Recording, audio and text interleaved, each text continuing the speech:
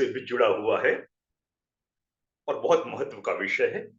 पिछले हफ्ते हमने चर्चा की थी अनात्मवाद पर, और सच कहे तो अनात्मवाद पर भी न करते हुए चर्चा का विषय हमारा आत्मा पर केंद्रित था। बहुत जरूरी था। जब तक हम आत्मा को ही ना समझेंगे तो अनात्म को क्या समझेंगे। आज का विषय इसी से मिलता जुलता है, उसी की एक अगली कड़ी के रूप में। वो है पुनर्जन्म। भाई, पुनर्जन्म जो है भारतीयों के मन में इतना स्थायी रूप से बसा हुआ है कि आप हम भारतीय चाहे जिस धर्म को अपना ले, मुस्लिम हो, सिख हो, ईसाई हो, बौद्ध हो, जैन हो, हिंदू हो, कोई फर्क नहीं पड़ेगा। हर कोई भारतीय पुनर्जन्म में विश्वास करता पाया जाता है। जबकि जिस तरह का पुनर्जन्म हमारे लोग विश्वास करते हैं, हम भारतीय, उस पुनर्जन्म की कल्पना ईसाइयत में बिल्कुल नहीं है, इस्लाम में बिल्कुल नहीं है, अन्य धर्मों में भी नहीं है। लेकिन भारतीय होने के नाते बिना पुनर्जन्म के हमसे रखा नहीं जाता है। अब आश्चर्य की बात है कि ऐसा नहीं कि ये समस्या सिर्फ हम भारतीयों की।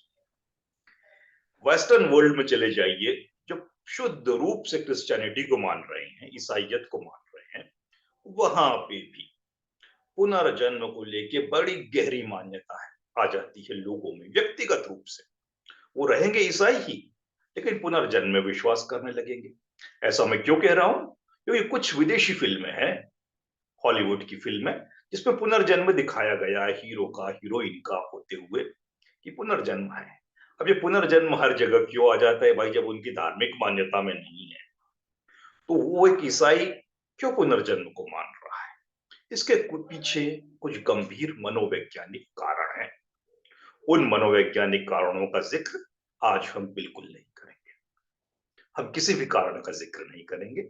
और यहां तक कि बुद्ध ने पुनर्जन्म के बारे में कहा है कि नहीं कहा है, इस विषय पे भी चर्चा नहीं करेंगे। भाई, बड़ी अजीब सी बात है कि जब पुनर्जन्म की बात हम करना चाह रहे हैं तो इन सब चीजों से क्यों बच रहे हैं? कारण सिर्फ और सिर्फ एक है, समय का अभाव। तो पुनर्जन्म पर जो हमारा आज का टॉक रहेगा, ये दरअसल दो भागों में चलेगा। इस हफ्ते हम कुछ बात करेंगे और बची हुई बात अगले हफ्ते करेंगे। अगर अगले हफ्ते खत्म हो जाए तो ठीक है, अगले किसी और विषय पे आ जाएंगे, नहीं तीसरे हफ्ते भी इसको जारी रखेंगे, क्योंकि विषय बड़ा महत्व का है।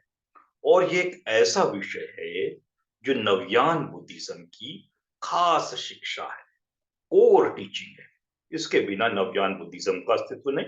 और सच कहा जाए तो बुद्ध की मूल शिक्षाओं में भी ये शिक्षा बेहद जरूरी है, क्योंकि अगर बुद्ध की मूल शिक्षा से इस चीज को हटा दिया जाए जिस पर हम आज चर्चा करने वाले हैं, तो वो धम्म में कुछ भी नहीं बचता है।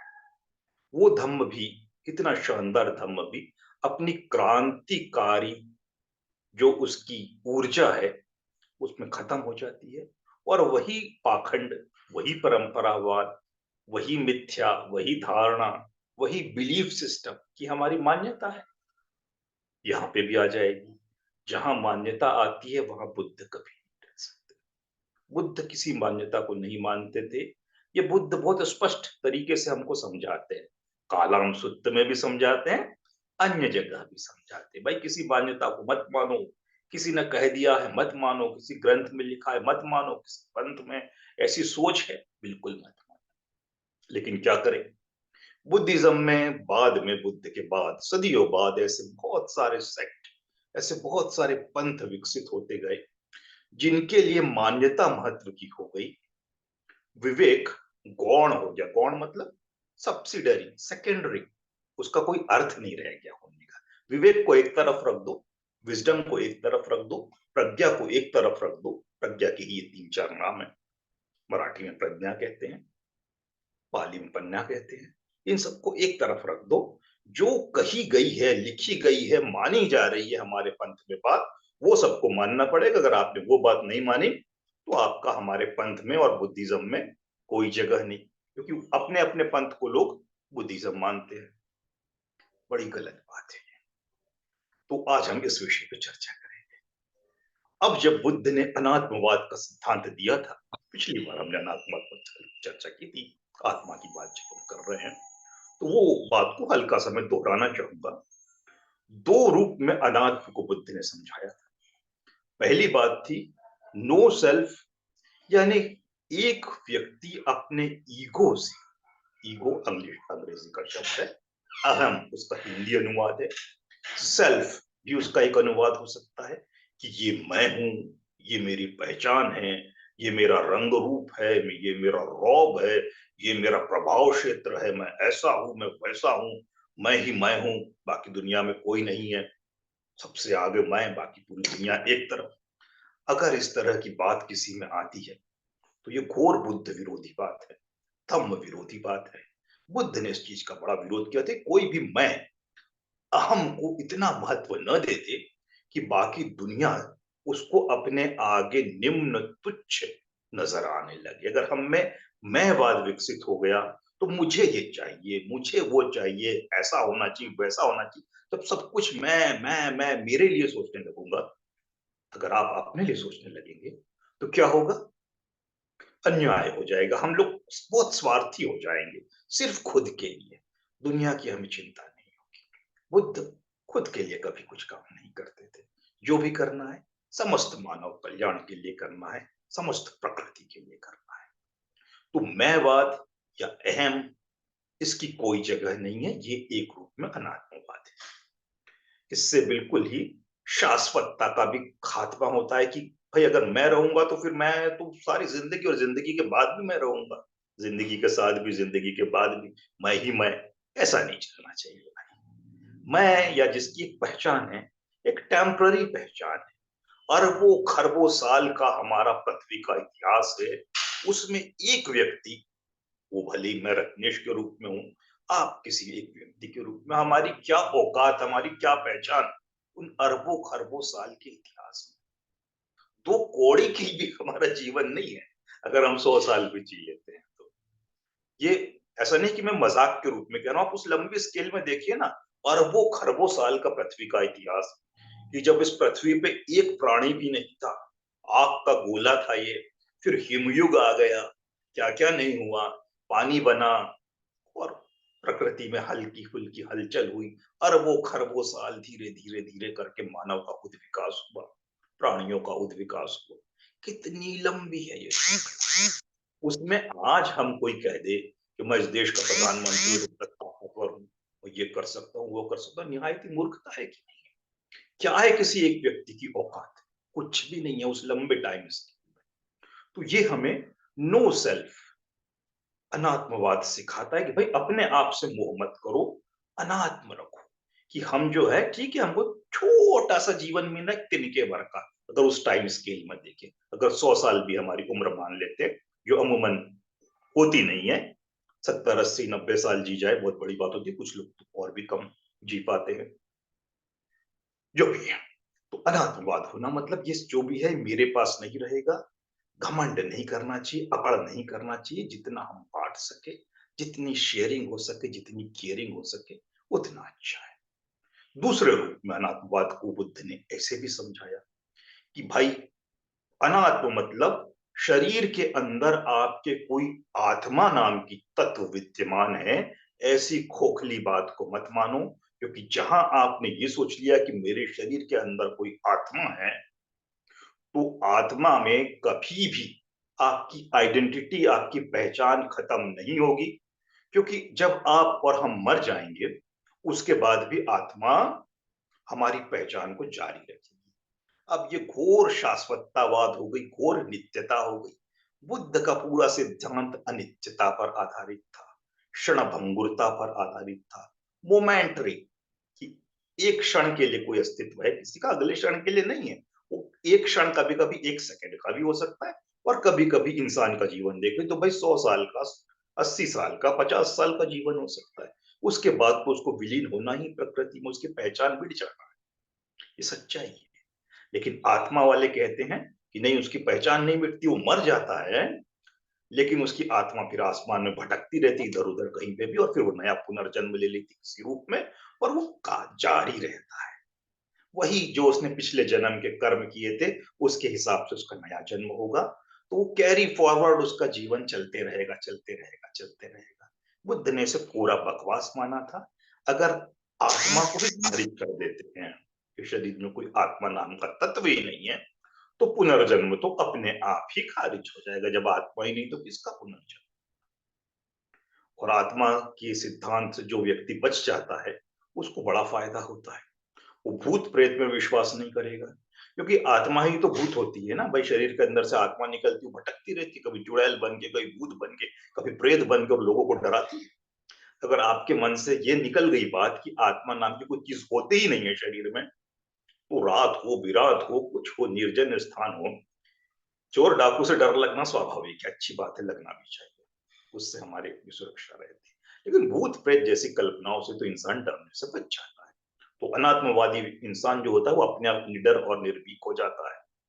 दूसरी चीज, वो जादू टोने से बच जाता है। और तीसरी चीज कि वो पुरोहितवाद, पंडागिरी से बच जाता है कि भैया तुम्हारे ऊपर भूत लग गया है तो मैं ये मंत्र कर देता हूँ, या तुम इस जीवन में अपनी आत्मा के कल्याण के लिए ऐसे ऐसे कृत्य करो, नहीं तो पिछले जन्म, अगले जन्म में तुम इस योनियों में जन्म लोगे। तो इस सारे प्रपंच पाखंड से व्यक्ति, अनात्मवादी व्यक्ति, बड़ी अच्छी तरह बच सकता है। तो बुद्ध का अनात्मवादी दर्शन घोर क्रांतिकारी दर्शन था। इसमें बहुत बड़े समाज की बदलाव की एक दिशा थी, लौ थी, ऊर्जा थी। क्योंकि अगर आपने अनात्मवादी हो गए, तो कभी किसी पुरोहित पंडित के चक्कर में नहीं पड़ोगे, जादू टोना के चक्कर में नहीं पड़ोगे, और कर्म के उस सिद्धांत के कि आज अगर मैंने ये नहीं किया तो अगले जन्म में मेरा वो जन्म होगा, उस झूठे डर से बच जाओगे। और जो उस झूठे डर से बच गया, वो पुरोहित का कभी गुलाम नहीं होगा, पंडितों का कभी गुलाम नहीं होगा। तो ये बड़ी अच्छी चीज थी अनात्मवाद की। हमको एक बहुत क्रांतिकारी दर्शन है, बुद्ध का हल्का फुल्का नहीं है, इसको बड़ी गंभीरता से लेना चाहिए। लेकिन क्या करें, हमारा जो समाज है, हमारा समाज से आशय भारतीय समाज की बात नहीं कर रहा हूं, मानव समाज की बात कर रहा हूं। मानव समाज की एक बड़ी गंदी आदत है, हमने पिछली बार चर्चा की थी, वाद, प्रतिवाद और संवाद। पूरे मानव इतिहास में ये तीन चीजें बार बार होती रहती है कि एक मान्यता चली आती है, वो सही हो गलत हो, उस मान्यता से अगर लोगों का शोषण होने लगता है, अन्याय होने लगता है, तो कोई क्रांतिकारी व्यक्ति आता है और उस मान्यता को खारिज कर देता है। खारिज कर देगा तो समाज में समता आ जाएगी, क्रांति आ जाएगी, न्याय आ जाएगा। लेकिन अगर समता आ गई, न्याय आ गया, एकता की भावना आ गई, अपनेपन की भावना आ गई, तो उससे सबसे ज्यादा नुकसान किसको होगा? उस तबके को होगा जो समाज में अन्याय के कारण ऊंचे स्थान पर बैठा, जिसके पास पूरा कंट्रोल है, पूरा नियंत्रण है। तो वो घबरा जाता है। अब करे तो क्या करे? मैं अपनी कुर्सी बचाने के लिए क्या करूं? क्योंकि क्रांतिकारी व्यक्ति आ गए, इसने लोगों के मन से कचरा हटा दिया। ब्राह्मणों ने भारत में क्या किया था कि आत्मा का सिद्धांत ले आए। बड़ा शातिर सिद्धांत है आत्मा का और पुनर्जन्म का। क्योंकि आत्मा का सिद्धांत जब से ये ब्राह्मण हमारे देश में लेके आए थे, इन्होंने गुलामों की पीढ़ियां तैयार कर दी थी। हमारे पूर्वज, दलितों के पूर्वज अछूत कहलाते थे। हम लोग बार बार ये बचपन में सवाल करते थे अपने मम्मी पापा से, मैं तो बहुत करता था, भाई विद्रोह क्यों नहीं कर देते थे व्यवस्था के खिलाफ? या आपको अगर यहाँ नहीं जाने दिया जाता था, ये नहीं करने दिया जाता था, विद्रोह क्यों नहीं होते थे? तो बहुत सारे कारण बताते जी इसके चलते विद्रोह नहीं हो पाता था। उन कारणों में एक सबसे अहम कारण हुआ करता था कि लोगों का उस सामाजिक व्यवस्था में अटूट विश्वास कि भाई हम अछूत हैं, तो हमारा ये दायरा है, इसको क्रॉस करना ही नहीं है। भाई जब वहां पे आप क्रॉस कर लोगे और आपको कोई पीट नहीं रहा है उस वक्त, एक तो ये होता था कि क्रॉस किया तो कोई मार डालेगा, शोषण करेगा। आज भी हमारे देश में होता है, किसी जगह पे अगर चप्पल पहन के दलित महिला चली गई, पुरुष चला गया, तो उसको मार डालते हैं, पीटते हैं, बहुत बुरा बर्ताव किया जाता है। एक कुछ कुछ जगह ऐसी होती है जहां कोई मारने वाला नहीं होता है, लेकिन फिर भी वहां का दलित, वहां का तथाकथित अछूत अपने आप ही उस परंपरा का पालन करेगा। अब कोई व्यक्ति बिना किसी डर के, मतलब बाहरी कोई व्यक्ति नहीं दिख रहा हो जो डंडा लेके खड़ा हो, फिर भी उस नियमों का पालन क्यों कर रहा है? उसका कारण है हिंदू धर्म। हिंदू धर्म ने उसके दिमाग में ये बात डाल दी कि अगर आपने इस नियम को तोड़ दिया, इस संस्कृति के खिलाफ चले गए जो सदियों से चली आ रही है, तो आपका जो अगला जन्म होगा ना, वो इससे भी बुरा होगा। अभी तो आप अछूत के रूप में पैदा हुए हो, अगले जन्म में आप अछूत तो हो गई होगे, साथ में आपकी दोनों आंखें भी अंधी हो जाएगी, दोनों टांग भी नहीं रहेगी, हाथ भी नहीं रहेंगे, रगड़ रगड़ के चलोगे अपने शरीर को, क्या हालत होगी, कितनी पीड़ा होगी। या वो किसी नरक में जन्म हो जाएगा जहां आग की कढ़ाई में आपको उबाला जाए, कितनी तकलीफ होगी। तो लोग घबरा जाते हैं, बोलते हैं अच्छा ऐसी बात है, तो फिर ठीक है, मैं आपके सारे ब्राह्मणी संस्कार, पूरा शोषण सहने के लिए तैयार हूं, कोई विरोध नहीं करूंगा, कोई विद्रोह नहीं करूंगा। तो ये है आत्मा की बात। तो ये एक सिद्धांत था हमारे देश में, इसको वाद कह सकते हैं। ब्राह्मणों ने कूट कूट के लोगों के मन में भर दिया था कि भाई आत्मा जो है ये मर नहीं सकती है, शरीर मर जाएगा लेकिन आत्मा नहीं मरेगी, इसको काटा नहीं जा सकता है, गीता कहती है, इसको जलाया नहीं जा सकता है, इसको उबाला नहीं जा सकता, इसको किसी रूप में नष्ट नहीं किया जा सकता है। ये आज इस शरीर में, जैसे ये शरीर नष्ट होगा, शरीर नष्ट हो जाएगा, लेकिन जो आत्मा होगी उसका पुनर्जन्म होगा। और किस हिसाब से होगा? आपने जातिगत नियमों का पालन किया है कि नहीं किया है। अगर आपने शूद्र होकर कभी किसी ब्राह्मण के खिलाफ कुछ बात बोल दी थी, उसकी किसी चीज को नहीं मानी थी, तो भूल जाइए अगले जन्म में आप इंसान बनेंगे, तड़प तड़प के आपका नरक में बुरा हश्र हो जाएगा। या इंसान के रूप में पैदा हुए तो इस जन्म से भी ज्यादा आपको तकलीफें झेलनी पड़ेगी। ये एक बात था, ये बात ब्राह्मणों ने लोगों के मन में भर दी। बुद्ध जब आए, बुद्ध को बड़ा दुख हुआ कि बिना मतलब के इंसानों का शोषण सिर्फ और सिर्फ एक कोरी मान्यता के द्वारा किया है। आत्मा की, अगर लोगों के मन से आत्मा की मान्यता हटा दी जाए, समाज में अपने आप न्याय स्थापित हो जाएगा, शांति हो जाएगी, करुणा हो जाएगी, मैत्री हो जाएगी, अपनापन हो जाएगा। क्योंकि जो मैं मेरे वाली बात थी वो अपने आप खत्म हो जाएगी। तो इस वजह से बुद्ध का अनात्म सिद्धांत बड़ा खतरनाक सिद्धांत था, बड़ा क्रांतिकारी सिद्धांत था। खतरनाक पॉजिटिव सेंस में, सकारात्मक रूप में इस्तेमाल कर रहा हूं शब्द का, कि इसने ब्राह्मणवाद की पूरी चूल्हे, पूरी नींव गिरा दी। घबरा गए ब्राह्मण, और पूरा ब्राह्मणवाद बुद्ध ने नष्ट कर दिया था अनात्मवाद और अनीश्वरवाद के सहारे। अनीश्वरवाद की हम आने वाले दिनों में चर्चा करेंगे। ये दो खतरनाक सिद्धांत थे, बड़े क्रांतिकारी सिद्धांत थे। और बड़े दुख की बात है कि तमाम बौद्ध पंथ नवयान को छोड़ के अनीश्वरवाद और अनात्मवाद पे ऐसी चुप्पी साधे बैठते हैं, कभी नाम नहीं लेते, और भूले भटके ले भी देंगे तो इधर उधर घुमा घुमा के। तो ये खतरनाक बात है, हमको समझना चाहिए कि इस क्रांतिकारी दर्शन को कैसे लोगों ने बर्बाद किया। तो बुद्ध ने जब क्रांति की, अनात्मवाद लाके, अनीश्वरवाद लाके, तो ब्राह्मण सदियों तक अपना जो वर्चस्व दिखाने लगे थे लोगों पे, सदियों तक का उनका वर्चस्व खत्म हो गया। पूरी उस चेन को काट दिया बुद्ध ने, जिसके सहारे लोगों को ये गुलाम बना रहे थे, शोषण कर रहे थे। अब ये ब्राह्मणों का या पुरोहितों का जब वो विशेषाधिकार खत्म हो गया समाज से, तो क्या किया जाए?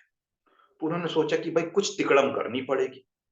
तो यहां से संवाद यानी तीसरा स्टेज फिर शुरू हुआ, कि ब्राह्मण आए, उन्होंने कहा कि चलो ठीक है, बहुत अच्छा सिद्धांत है बुद्ध का, अनात्मवाद का सिद्धांत, अद्भुत, हम भी इस सिद्धांत को मानते हैं। गलती हो गई थी हमारे पूर्वजों से कि उन्होंने आत्मा का सिद्धांत दे दिया था। हम भी नहीं मानते कि आत्मा होती है, बिल्कुल नहीं मानते, हम भी अनात्मवादी।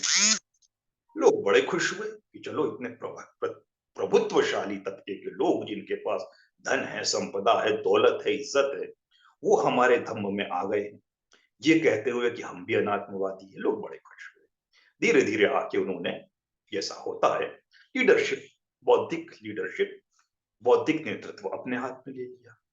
उसके बाद क्या हुआ, जब उन्होंने धर्म ग्रंथ रचने शुरू किए, नए धर्म ग्रंथ, उसमें एक बात कह दी, बुद्ध घोर अनात्मवादी थे, इसमें कोई शक नहीं, लेकिन बुद्ध आत्मा को नहीं मानते थे। बुद्ध किसको मानते थे? बुद्ध चित्त को मानते थे। अरे आत्मा का सिद्धांत तो ब्राह्मणी सिद्धांत है, हम उसको नहीं मानते, हम तो चित्त के सिद्धांत को मानते हैं। और ये चित्त क्या है, किसी ने पूछा। चित्त आत्मा से अलग होता है, लेकिन चित्त जो होता है वो जीव में, एक इंसान के अंदर वास करता है। इंसान मर जाता है लेकिन चित्त नहीं मरता। चित्त आसमान में चला जाता है पटी संधि के रूप में, जैसे किसी इंसान की मौत होती है, और जब उपयुक्त समय आता है वो पटी संधि गंधर्व के रूप में परिवर्तित होता है, और समय आने पर वो एक नया जन्म ले लेता है। और नया जन्म किस आधार पर लेता है? भाई उसने अपने जीवन में जितने कर्म किए थे, अगर उसने बुद्ध के अनुसार, अपने धम्म के अनुसार अपना आचरण किया होगा, तो उसको अच्छा स्थान, अच्छा जन्म मिल जाएगा। धम्म के विपरीत किया होगा तो उसको बुरा स्थान मिल जाएगा। भोले भाले बेवकूफ लोगों को ये बात बड़ी अच्छी लग गई। भूल गए कि सिर्फ शब्द ही तो बदला है उन्होंने। आत्मा की जगह आत्मा को हटा दिया, शब्द बदल दिया चित्त, लोग खुश हो गए। ये भूल गए कि उस शब्द के बदलाव के तो बदल दिया, लेकिन वो सारे गुण और अवगुण जो आत्मा में छुपे हुए थे, छुपे हुए क्या था, बिल्कुल स्पष्ट थे, वही सारे गुण और अवगुण चित्त में ले आए। तो फिर हमारे देश में पुनर्जन्म का सिद्धांत लागू हो गया। आत्मा नहीं है उसके बावजूद भी। ये बहुत बड़ी विडंबना है, ये बहुत बड़ी मक्कारी, ये बहुत बड़ा हमला हुआ था धम्म पे। इसको बड़ी जागरूकता से हमको समझना चाहिए। अगर इसको हम नहीं समझ पाएंगे तो हमारे बुद्धिज्म की समझ पर बहुत बड़ा प्रश्न चिन्ह लगता है, और हम अपने भविष्य को, आने वाली पीढ़ियों को भी गुलामी में पहुंचा देंगे, जैसे कि हमारे पूर्वजों ने गलती कर दी थी उस जमाने के, कि बुद्ध की मूल शिक्षा को भूल गए थे, मान लिया चित्त की कहानी को। तो ये हमको समझना होगा। अब मैं छोटी सी बात कहूंगा। एक जमाने में, मैं कभी कभी फिल्मों के उदाहरण देते रहता हूँ, एक फिल्म आई थी मधुमती, जिसमें दिलीप कुमार थे और वैजयंती माला थी। अब आप कहेंगे यार ये कोई बात हुई, इतने पुराने जमाने की फिल्म की बात कर रहे हो, ब्लैक एंड व्हाइट। तो भाई मैं भी उस वक्त पैदा नहीं हुआ था, तो मैं अपना उदाहरण बदल लेता हूँ आपके लिए। कुछ समय पहले एक शाहरुख खान और सलमान खान की फिल्म आई थी, करण अर्जुन। उस वक्त मैं कॉलेज में पढ़ा करता था। आप में से बहुत लोगों ने ये फिल्म देखी होगी, ये फिल्म देखी होगी, क्योंकि अक्सर टीवी पर आती रहती। टीवी मेरे घर तो नहीं है, लेकिन मैं कभी कभी किसी रिश्तेदार के घर में जाता हूँ तो वहां करण अर्जुन चलती रहती है, दोस्तों के घर में भी देखा है। इस फिल्म को इसलिए याद कर रहा हूँ, और अगर आप कहें कि करण अर्जुन भी पुरानी, तो थोड़ी और नई फिल्म को आपके सामने ले आता हूँ, ओम शांति ओम। ये भी दीपिका पादुकोणे और शाहरुख खान की थी। अब ये तीनों फिल्म की बात मैं क्यों कर रहा हूँ? क्योंकि इस फिल्म की जो कहानी थी, इन तीनों फिल्मों की कहानी में हीरो का पुनर्जन्म होता है। अगर आपने ओम शांति ओम देखी हो, करण अर्जुन देखी हो, या कोई और, इनको भी ना देखा हो, कोई और फिल्म देखी हो जहां हीरो का या हीरोइन का पुनर्जन्म हो रहा है, तो यहाँ पे मैं एक सवाल करूंगा हिंदुओं से, कि भाई ये जो हीरो है शाहरुख खान है या सलमान खान है, करण अर्जुन में दोनों भाई थे, और उनका जन्म हो जाता है दूसरे मरने के बाद, फिर पैदा होते हैं वो अलग अलग घरों में, और उनको याद आता कि अरे हम बिछड़े हुए भाई थे, और अपनी माँ से मिलने चले देते हैं और चले जाते हैं, और जिसने उनका शोषण किया था उससे वो बदला लेते हैं। ओम शांति ओम की भी कहानी हल्की सी बता दी जाए, कि वहां पे ये था कि एक लड़का था जिसकी बड़ी इच्छा थी कि वो फिल्म में हीरो बन जाए। बड़ा शौक था उसको स्टार बनने का, लेकिन वो ऐसे परिवार में पैदा हुआ था, छोटे परिवार में, जिसके उतनी पहुंच भी नहीं। थोड़ा म्यूट कर लीजिएगा, कि वो हीरो बन, और बेचारा इसी इच्छा के साथ दम तोड़ देता है। लेकिन मरने के बाद उसका नया जन्म होता है, और वह हीरो के घर में बच्चे की बेटे के रूप में पैदा होता है। और हीरो का बेटा तो स्वाभाविक सी बात है, हीरो बनना बड़ा आसान होता है, तो वो सेकंड जन्म में एक फिल्म स्टार बन जाता है। सवाल ये है उन परंपरावादी बौद्धों से और हिंदुओं से, कि ये जो जन्म शाहरुख खान का हुआ ओम शांति ओम में या करण अर्जुन में, ये उसकी आत्मा का जन्म था या चित्त का जन्म था? हिंदू कहेंगे ये उसकी आत्मा का जन्म था। बौद्ध कहेंगे, परंपरावादी पाखंडी बौद्धों की बात कर रहा हूं, पुरातन बुद्धियों की, वो कहेंगे कि ये शाहरुख खान के चित्त का जन्म था। अब आप उसको चित्त का जन्म कहो, चाहे उसको आत्मा का पुनर्जन्म कहो, दोनों ही पुनर्जन्म, चित्त का पुनर्जन्म कहो, आत्मा का पुनर्जन्म कहो, बात तो वही है। कि जो इंसान मरा था वो दोबारा पैदा हो गया, उसको नया मानव जीवन मिल गया। तो क्या फर्क पड़ता है आप चित्त कहते हो या आत्मा कहते हो? घोर पाखंड है ये। हमको आत्मा शब्द हटा दिया क्योंकि वो हमको बुरा लगता था, उसकी जगह चित्त ले आए। वही साजिश है, समझना होगा। जैसे आजकल होता है ना कि बाबा साहब जो थे वो बड़े क्रांतिकारी नेता थे, तो हमारे देश की मेन स्ट्रीम पार्टियों को बड़े नापसंद थे, बहुत नफरत किया करते थे बाबा साहब से।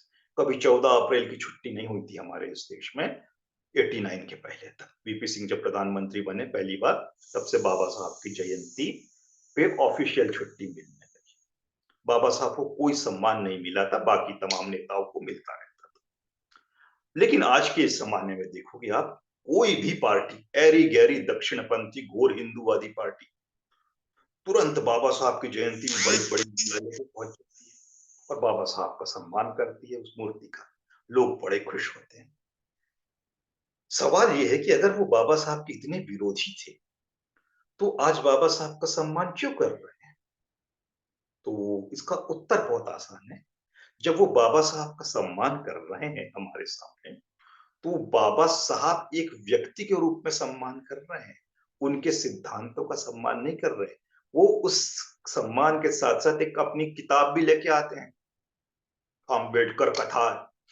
भोपाल में भी कुछ समय पहले की सरकार ने एक अम्बेडकर कथा कार्यक्रम का आयोजन किया गया था, जिसमें बाबा साहब के बारे में ये बताया गया कि बाबा साहब जो थे, उनको हिंदू धर्म से घोर लगाव था, घोर ईश्वरवादी थे, घोर गौमांस विरोधी थे, भारतीय संस्कृति के घोर प्रबल समर्थक थे, पश्चिम संस्कृति के घोर विरोधी थे, परंपरा से उनको गहरा लगाव था।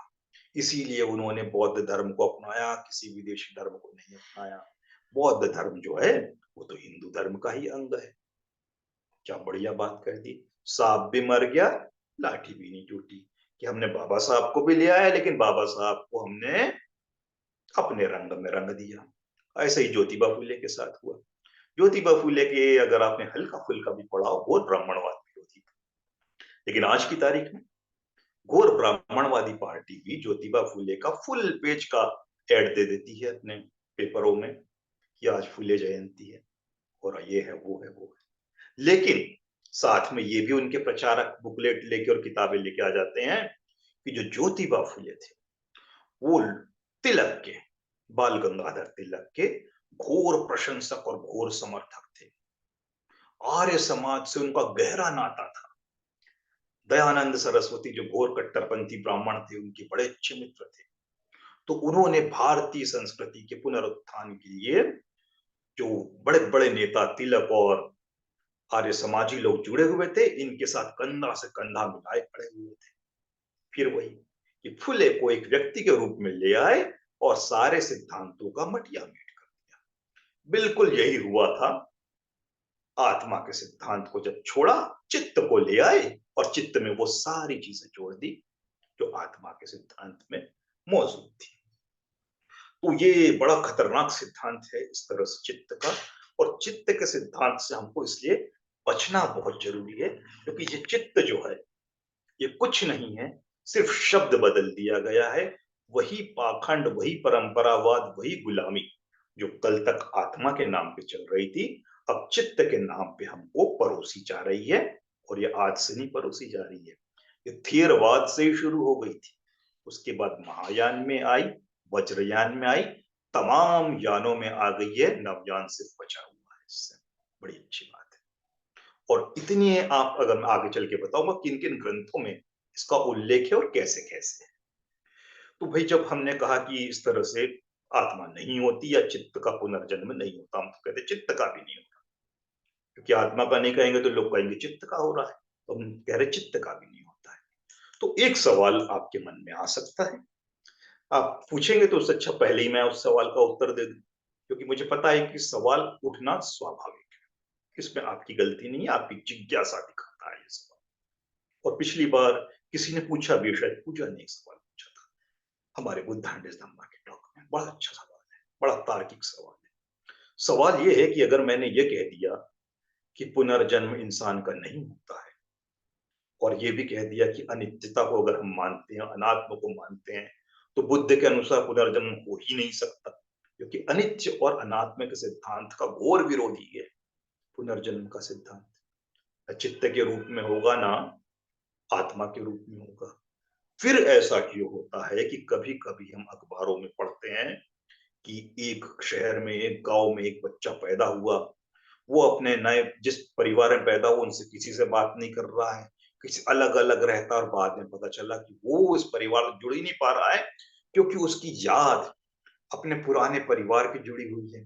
फिर वो अपने इस परिवार में बताता है कि भाई मेरा तो तुम्हारे से कोई लेना देना नहीं, मेरी तो एक पत्नी है, मेरे एक पिता है, मैं ऐसा हूँ वैसा हूँ, मैं उस गांव में रहता था।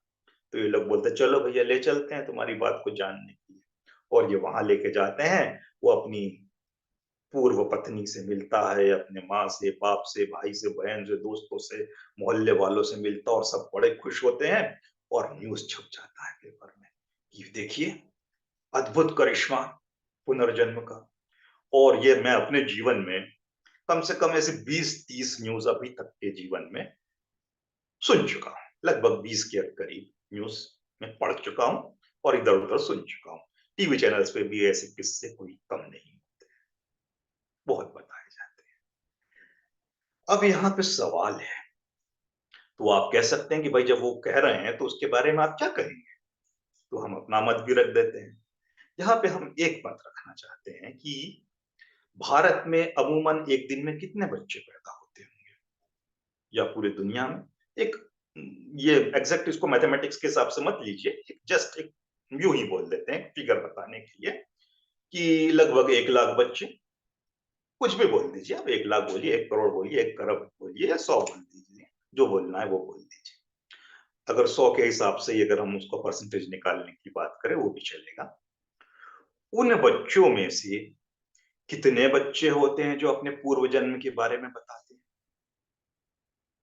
साल भर में आप अगर 1 लाख के हिसाब से सोच लीजिए, 365 लाख बच्चे पैदा हो रहे हैं एक दिन में, उसमें कितने बच्चे हैं जो अपने पूर्व जन्म के बारे में बताएंगे? एक भी नहीं।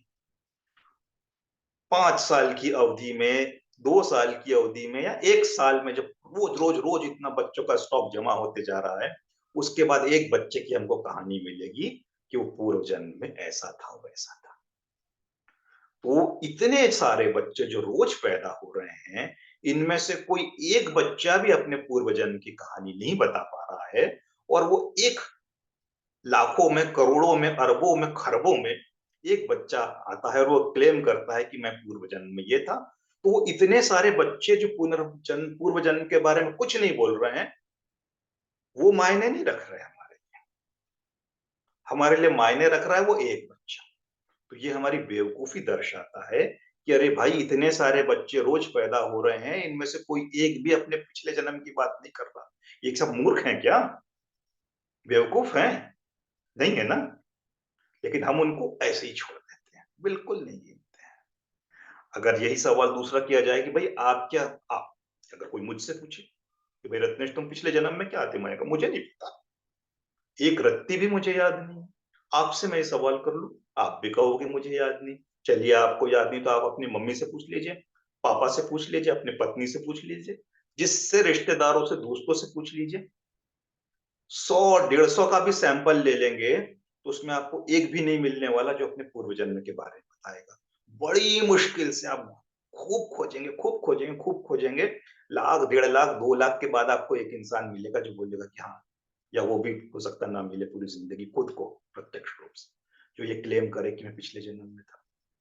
और अगर वो मिल गया, मान लीजिए 1 करोड़ लोगों से आपने इंटरव्यू लिया, उसके बाद कोई मिल गया, तो वो जो 1 करोड़ आदमी ने नहीं कहा था वो मायने नहीं रखेंगे।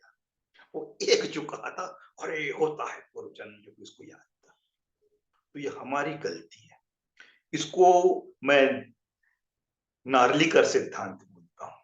इस बात को क्यों कहता हूँ नार्लिकर सिद्धांत? नार्लिकर, जयंत नार्लिकर एक बड़े अच्छे साइंटिस्ट हुआ करते थे। उन्होंने पूर्व जन्म के बारे में नहीं कहा था, लेकिन उन्होंने एक बड़ा अच्छा सिद्धांत दिया था। उन्होंने ये कहा था कि अगर आप, बड़े शहरों की बात है खास करके मेट्रोज में, अपने ऑफिस से घर से अपने ऑफिस के लिए सुबह-सुबह जा रहे हो, अपनी गाड़ी पे, टू व्हीलर पे या फोर व्हीलर पे, और आप थोड़ा लेट हो गए हो, तो आपको बड़ी हड़बड़ी रहेगी कि मैं जल्दी से जल्दी अपने ऑफिस पहुँच जाऊँ, क्योंकि आजकल का जो ऑफिस सिस्टम है, उस ज़माने में भी था, अगर आप लेट हो जाएँगे, तो आपकी तनख्वाह कट सकती है, आपकी इमेज खराब हो सकती है, तमाम बहुत परेशानी होती है। हमारे ऑफिस में तो हमारी तनख्वाह कट जाया करती थी, आधे दिन की, अगर हम लेट हो जाते थे 5 मिनट भी तो बड़े टेंशन के साथ, बड़ी ज़िम्मेदारी के साथ झपा जाना पड़ता था। अब ऑफिस जाने के लिए तो निकल गए, एक-एक सेकंड कीमती है। गाड़ी बढ़ाई, एक रेड लाइट आया, वहाँ पे हमको रुकना पड़ गया। रेड लाइट अगर 2 मिनट के लिए बंद है, तो 2 मिनट, 3 मिनट बड़े कीमती हैं, क्योंकि वो 2 मिनट हम लेट हो गए। फिर थोड़ा आगे निकले थे, फिर एक रेड लाइट में 3 मिनट रुकना पड़ गया। फिर बड़े दूसरा भी आ गया, फिर तीसरा आ गया, चौथा, पाँचवा भी आया, लेकिन वहाँ पे ग्रीन लाइट थी, तो वहाँ हमको होश नहीं रहा।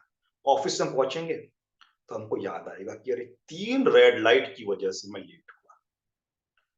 ये याद नहीं रहेगा कि रास्ते में 5 और रेड लाइट, मतलब वो ट्रैफिक सिग्नल्स थे, जहाँ पे ग्रीन लाइट था और वहाँ हमने फटाफट क्रॉस कर दिया। बिल्कुल नहीं।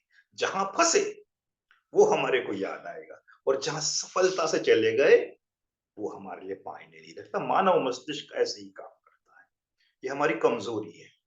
तो लाख करोड़ लोग अपने पूर्व जन्म के बारे में कुछ नहीं बताएंगे, वो सैंपल हमारे लिए एक रत्ती मायने नहीं रखेगा। लेकिन अगर कोई एक इंसान कह दे, तो वो सारे सैंपल एक तरफ, करोड़ों अरबों लोगों के, और वो एक व्यक्ति एक तरफ। बड़ी गंदी, गलत, अवैज्ञानिक सोच है ये हमारी। इसको इस रूप में समझना चाहिए।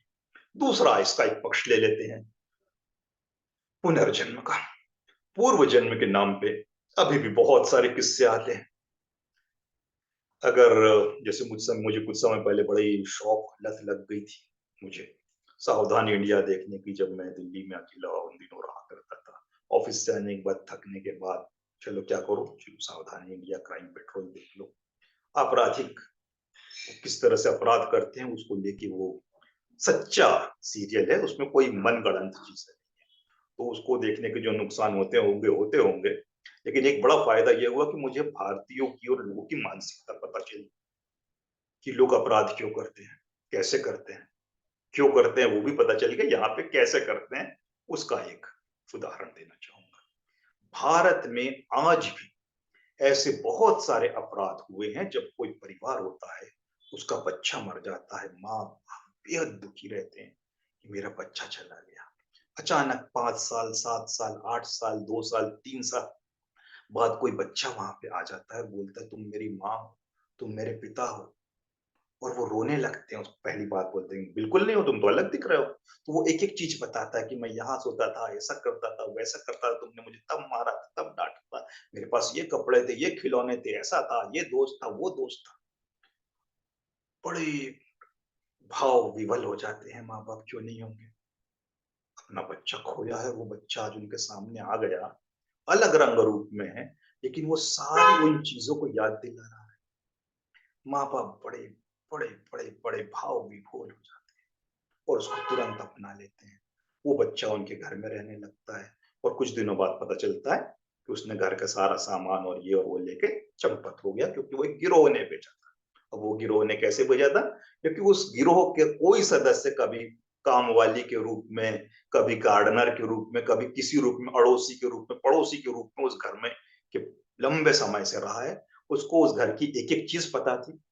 तो वो सारा ट्रेनिंग देके बच्चे को भेज देते हैं, चोर बच्चे को, जिसको चोरी करने की वो ट्रेनिंग पहले देते। बड़ी गलत बात है बच्चों से चोरी कराना, लेकिन क्या करें, देश में ऐसा हो रहा है।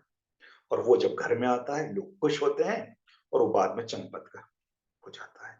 ये एक नहीं, हमारे देश में ऐसी बहुत सारी घटनाएं, अगर आप क्राइम रिकॉर्ड में ढूंढने जाएंगे, पुनर्जन्म के नाम पे ठगी कि इतने केसेस मिलेंगे कि दंग रह जाओगे।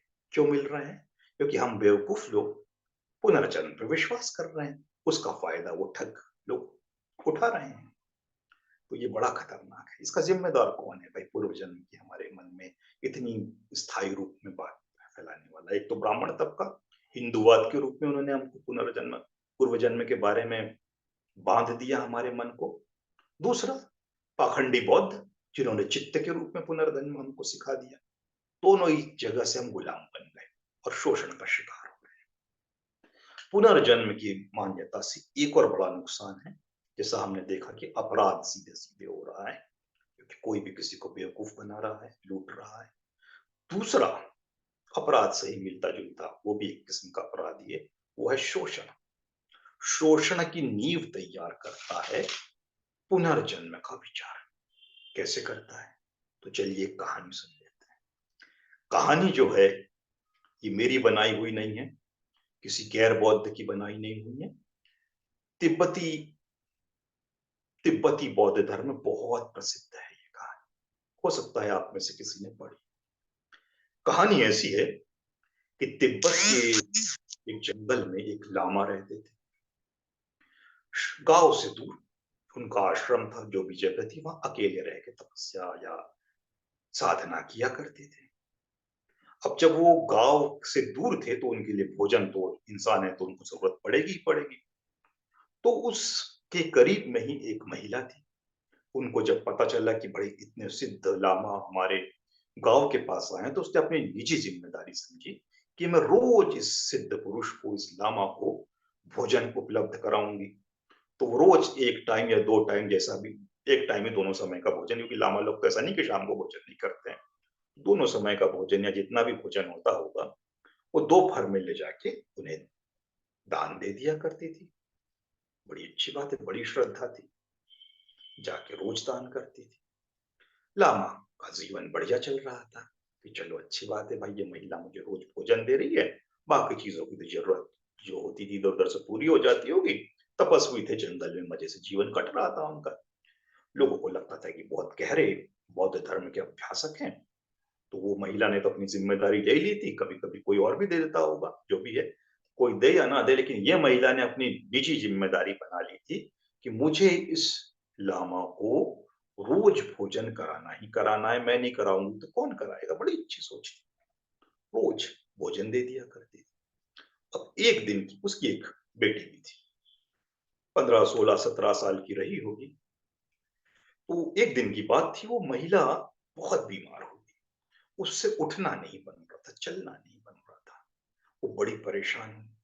दोपहर का समय हुआ कि भोजन तो बेटी ने बना लिया है, लेकिन आज मैं कैसे जाऊं उसको भोजन देने के लिए?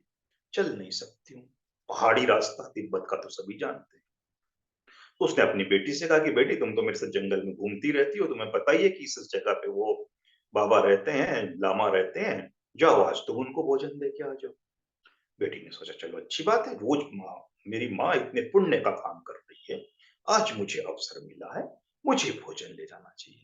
बड़ी ईमानदारी से, बड़ी निष्ठा से, बड़ी श्रद्धा से उसने खाना पैक किया, भोजन पैक किया, और पहाड़ पे चढ़ते हुए, जंगल में जाते हुए उसके आश्रम में चली गई। उसने जैसे ही वहां पे भोजन रखा, अचानक उस लामा ने उस लड़की को, 16, 17 साल की रही होगी, बड़ी सुंदर और बड़ी मजबूत, पहाड़ी लड़कियां बड़ी मजबूत होती है, रोज पहाड़ पे चढ़ती है।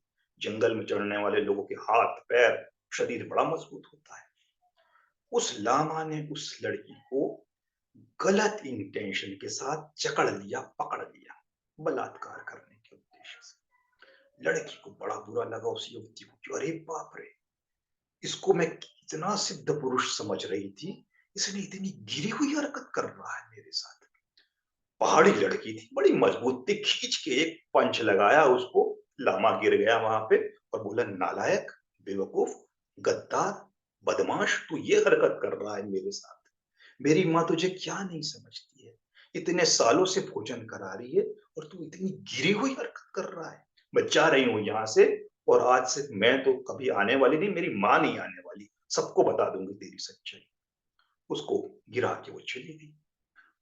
जैसे ही घर पहुंची, रोते हुए अपनी माँ को बताया कि माँ, तुम जिस सिद्ध पुरुष की बात कर रही थी, वो इतना कमीना, इतना घटिया, इतना अय्याश, इतना बदमाश व्यक्ति है कि उसने मेरे साथ दुराचार करने की कोशिश की। ये तो मैं उसको एक झटके में एक पंच दिया, गिरा के आ गई, पड़ा होगा वहां पे। माँ ने जैसे ये सुना, बोले, बेटा तूने क्या कर दिया? इतने शुद्ध पुरुष को तो मार के आई है, कितना पाप किया है तुमने। अरे उस सिद्ध पुरुष ने अगर तुझे पकड़ा और जिसको तू कह रही गलत इंटेंशन के साथ पकड़ा, तो उसमें भी कुछ इंसानियत होगी, कुछ में कुछ महानता होगी, कुछ विशेषता होगी, कुछ कारण होगा। तभी तो उस महान इंसान ने तुझे इस नजरिए से पकड़ा। बहुत गलत किया तूने, पाप की भागी बनेगी। वो पुरुष तेरे साथ जो कर रहा था तुझे चुपचाप सहना चाहिए था, तो विरोध करने वाली कौन होती है? धर्म में कभी विरोध करने की जगह नहीं होती। जो धर्म गुरु करे उसको चुपचाप सह लो। यही ब्राह्मणवाद भी हमें सिखाता है, यही लामावाद भी तिब्बत में सिखाता है। तुमने विरोध किया तो किया क्यों? मैं तुम्हें कभी माफ नहीं करूंगी। लड़की को बड़ा आश्चर्य हुआ कि अरे बाप रे, क्या मैंने गलत कर दिया? एक जो गलत इंटेंशन से मुझे पकड़ रहा था जो आदमी, उसको मैं धक्का देके गिरा क्या कि क्या मेरी गलती थी? धर्म तो धर्म होता है। लड़की को लगा कि वाकई मेरी गलती होगी भाई, जब मेरी माँ भी ये कह रही है। तो उसकी माँ ने कहा तो वापस जाओ साधु के पास, उस लामा के पास, माफी मांग और बोलना कि मैं अपने आप को अर्पित करने आई हूं, तू जो चाहे मुझसे कर ले, लेकिन मुझे माफ कर दे। तेरी तो आपकी जो इच्छा है मैं वो पूरी पूर्ति करूंगी, कोई विरोध नहीं करूंगी। लड़की भी आ गई उस चक्कर में। धर्म होती ही ऐसी चीज है। मान्यता जहां आ गई तो वहां विवेक खत्म हो जाएगा। उस बच्ची का भी विवेक खत्म हो गया। क्या गलती उसकी? जब माँ में ही विवेक नहीं तो उस बच्ची में कहां से आएगा विवेक? चली गई वहां पे दुखी होके कि चलो भाई अब क्या करूं, माँ भी कह रही है और यही धर्म कहता है तो मुझे ये करना ही पड़ेगा। गई साधु के पास में, बोला माफ कीजिए बाबा जी, लामा जी, मुझसे गलती हो गई थी जो मैं वहां चली आई। आपको जो करना है मेरे साथ कर लीजिए, मैं आपके सामने खड़ी हूं। लामा ने कहा, अरे बेटी तू क्या बात कर रही है? मैं तेरे साथ कभी कुछ गलत नहीं करना चाहूंगा। तू कभी भी आ मेरे आश्रम में, कभी गलत नहीं करना चाहूंगा। लेकिन उस क्षण जो हरकत मैं तेरे साथ करना चाह रहा था, उसके पीछे एक कारण था, गहरा धार्मिक कारण था। तू नादान लड़की उसको समझ नहीं पाई। तो उसने कहा क्या कारण था? कारण ये था कि एक व्यक्ति अभी अभी मरा था, हमारे गांव के आसपास का, शहर के आसपास का, कहीं के आसपास का। उसका चित्त आसमान में भटक रहा था, बड़ा तड़प रहा था वो, बड़ा पीड़ा में था, क्योंकि उसको उम्मीद नहीं थी कि उसको मानव का जन्म मिलेगा। तो मैंने ये सोचा कि अगर मैं इस वक्त तुम्हारे साथ संसर्ग कर लूं, तो वो जो चित्त है उसको मानव शिशु के रूप में जन्म मिल जाएगा तुम्हारे गर्भ के माध्यम से, तो वो मुक्त हो जाएगा। मैं मानव कल्याण की सोच रहा था और तू बेवकूफ लड़की मुझे गलत समझ बैठी।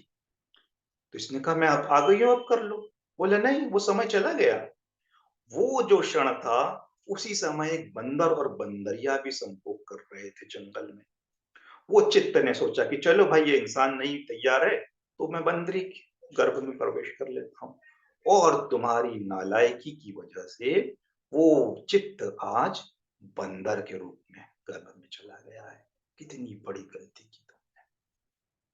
तो वो लड़की को लगा होगा वाकई मैंने गलती की है, सॉरी लामा जी। आ गई वापस। अब इस कहानी का इंटरप्रिटेशन आप कीजिए, कैसे करेंगे? अगर आप घोर पाखंडी परंपरावादी दक्षिणपंथी है, तो आपको उस साधु का जो उत्तर था बड़ा अच्छा लगेगा। उस लड़की की माँ का जो वापस लड़की को भेजना बड़ा अच्छा लगेगा। उस माँ का अपनी बेटी को डांटना बड़ा अच्छा लगेगा, क्योंकि उस बेटी की ही सारी गलती थी, बाकी किसी की कोई गलती नहीं। लेकिन अगर आप हल्की से भी विवेक का इस्तेमाल करें, हल्का सा भी प्रज्ञा का इस्तेमाल करें, हल्का सा भी लॉजिक का इस्तेमाल करें, तो आप बड़ी अच्छी तरह समझ सकते हैं कि वो साधु निहायत ही अय्याश, पाखंड, गलत नजर वाला, गलत कृत्य करने वाला व्यक्ति था। जहां उसने एक सुंदर जवान लड़की अकेली देखी, तो उसमें हैवानियत हावी हो गई और उसने सोचा कि मैं ये सब कर लेता हूँ, लड़की तो वैसे ही तैयार हो जाएगी, धर्म गुरु को कौन मना करेगा। क्या पता था कि लड़की उसको धक्का देके पंच मार के निकल जाएगी, और ऊपर से ये बोल के गई कि मैं पूरे गांव को बता दूंगी। तो वो आदमी, अगर आप में विवेक हो, तो आप समझ जाओगे कि उस आदमी ने अपनी छवि खराब नहीं हो, इसके लिए कहानी गढ़ दी और लड़की अपने आप को दोषी मान के चुपचाप चली आई।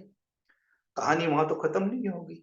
अगले महीने, 2 महीने, 3 महीने बाद फिर कभी खाना देने के लिए वो लड़की गई होगी और उस साधु को जब तो करना होगा उसने कर लिया होगा, क्योंकि अब तो वो लड़की मना कर ही नहीं सकती थी, क्योंकि उसको पहले ही पता था कि साधु जो कर रहा है वो धर्म के अनुसार बिल्कुल सही है, किसी चित्त को मुक्ति के लिए मेरे साथ कर रहा है। बड़े खुशी खुशी, बड़े मतलब दान भाव से वो अपना शरीर सौंप देगी, सौंप दिया होगा। ये सच्चाई है।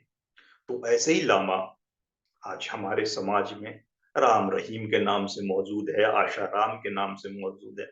कितनी लड़कियों का, कितनी महिलाओं का शोषण हुआ है इनके आश्रम में, ये बात छुपी हुई नहीं है, ये तो सुप्रीम कोर्ट में भी सिद्ध हो चुका है। तो हम पे कोई केस भी नहीं कर सकता है मानहानि का इन दोनों में से कम, क्योंकि सुप्रीम कोर्ट ने कहा, मैं थोड़ी कह रहा हूँ, पेपर में छपा था। ऐसे ही एक साई बाबा थे, श्री पुट्टपर्ती के, वो महिलाओं का शोषण नहीं करते थे, वो पुरुषों का शोषण किया करते थे। कई छोटे लड़कों का, युवाओं का यौन शोषण उन्होंने अपने आश्रम में किया, ऐसे कहानी छपती रहती थी। काफी कुछ उसके बारे में छपा है। सब कुछ हो रहा था, होते रहा। क्यों? क्योंकि मान्यता है।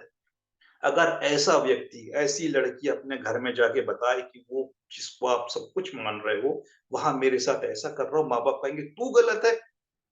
वो बाबा गलत नहीं है, उसने कुछ ना कुछ सोच के ही किया होगा। अपने आप को समर्पित कर दे, वही जीवन है, वही कल्याण है, वही धर्म है। तो ये जो मान्यता होती है बड़ी खतरनाक होती है। जहां मान्यता रहेगी वहां शोषण होता ही रहेगा। वो स्त्री का भी हो सकता है, पुरुष का भी हो सकता है, किसी का भी हो सकता है, क्योंकि विवेक की जरूरत ही नहीं है। जो बोल दिया उसको मानना बड़ा खतरनाक होता है। तो आप कहेंगे कि भाई आपने लामाओं के बारे में ये बात कर दी, लेकिन थेरवाद में क्या मान्यता है? अन्य धर्मों, अन्य पंथ में क्या मान्यता है? महायान में क्या मान्यता है पुनर्जन्म को मानने के लिए? तो हाँ, समय थोड़ा सा है, तो हम हल्के फुल्के कुछ उन ग्रंथों को लेते हैं जो पूर्व जन्म या पुनर्जन्म के बारे में क्या कहते हैं। तो सबसे पहले हम प्रवर्जनीय सूत्र को लेते हैं, जो एक महायानी ग्रंथ है और जिसके लेखक हैं नागार्जुन। नागार्जुन का यह कहना है इस प्रवर्जनीय सूत्र में, हिंदी अनुवाद करके बता रहा हूं, अंग्रेजी किताब से मैंने इसका रेफरेंस लिया है। उनका यह कहना है नागार्जुन का, मानव अपने बुरे कर्मों के फल स्वरूप बार बार जन्म लेता है। पुनर्जन्म किसका होता है? जिसने गलत काम किया। अगर पुनर्जन्म नहीं, जिसने सही काम किया होगा तो एक जन्म के बाद ही उसकी मुक्ति हो जाएगी। अगला जन्म हुआ मतलब उसने कुछ गलत काम किए थे। अब ज्यादा गलत काम किए होंगे तो फिर क्या होगा? वो नेत्रहीन यानी अंधा यानी ब्लाइंड के रूप में पैदा हो सकता है, या फिर मूर्ख या पागल के रूप में जन्म ले सकता है, गूंगे के रूप में ले सकता है, और एक बड़ा इंटरेस्टिंग शब्द है अछूत। अछूत के रूप में जन्म लेगा वो अगर उसने पिछले जन्म में गलत काम किए हैं। गरीब के रूप में जन्म लेगा और अत्याचार को सहने के लिए मजबूर होगा। इसके आगे और बढ़ते हैं नागार्जुन। ये कौन से नागार्जुन थे हमको नहीं पता, ये नागार्जुन का मूल कथन है कि नहीं है ये भी नहीं पता। नागार्जुन बदनाम को बदनाम करना हमारा उद्देश्य नहीं है। प्रवर्जनीय सूत्र जो कि एक प्रसिद्ध बौद्ध महायानी ग्रंथ है, उसमें क्या लिखा गया है पूर्व जन्म के बारे में, ये बताना हमारी जिम्मेदारी है। आगे वो नागार्जुन कहते हैं कि वह हिजड़ा, जिसको किन्नर भी कहते हैं, हिजड़ा कहते हैं, ट्रांससेक्सुअल कहते हैं, हर्मोफ्रोडाइट कहते हैं, जिस भी नाम से आप कहिए, ये गलत नाम हो सकता है, सही नाम हो सकता है, मुझे नहीं पता।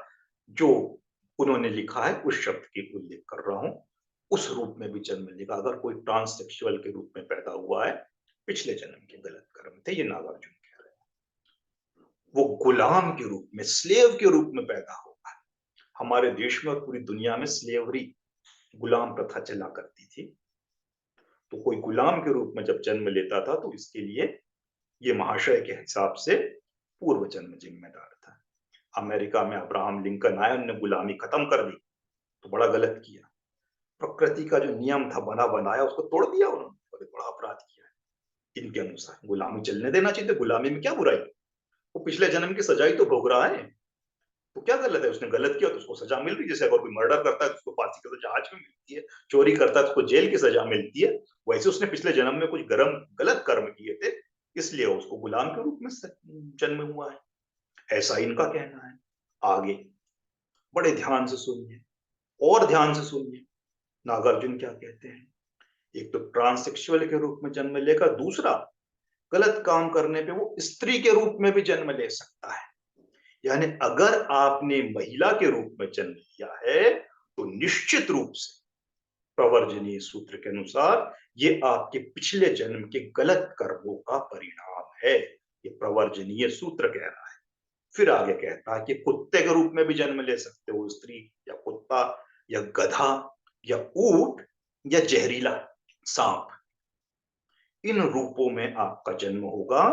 और साफ साफ लिखते हैं कि अगर आप हिजड़े, किन्नर, गुलाम, महिला, कुत्ते, गधे, ऊंट या जहरीले के सांप रूप में जन्म लेते हैं तो एक बड़ी परेशानी आपको ये होगी कि आप जो है धम्म की शिक्षा का अभ्यास नहीं कर पाएंगे। और अगर आपने धम्म की शिक्षा का अभ्यास नहीं किया तो आप समझ सकते हैं कि अगला जन्म भी आपका ऐसा ही होना है। तो ये बात नागार्जुन कह रहे हैं, प्रवर्जनीय सूत्र कह रहा है। बौद्ध ग्रंथ है, कोई ब्राह्मण ग्रंथ नहीं है। ये बात और है कि नागार्जुन जाति से ब्राह्मण रहे थे, लेकिन ये बौद्ध ग्रंथ है। दूसरा बौद्ध ग्रंथ अभिधम्म पिटक देख लेते हैं। अभिधम्म पिटक में एक जिक्र आया है कि गौतम बुद्ध ने अपने पिछले जन्म में कुछ गलत कर्म किए थे। इनके अनुसार गौतम बुद्ध का बार बार बार जन्म हुआ था, फाइनल जन्म गौतम बुद्ध के रूप में हुआ था। उसके पहले बहुत सारे जन्म इनके होते रहे थे।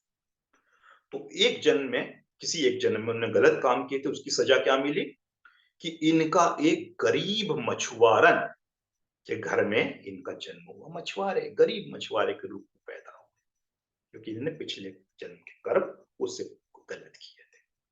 ये अभिधम्म पिटक में लिया है। ये रेफरेंस मैंने कहां से लिया है? पेज नंबर 213, अभिधम्म इन डेली लाइफ, अशीन जनकाभिवंश। इसके लेखक हैं जो बर्मा के प्रख्यात भिक्खु हैं।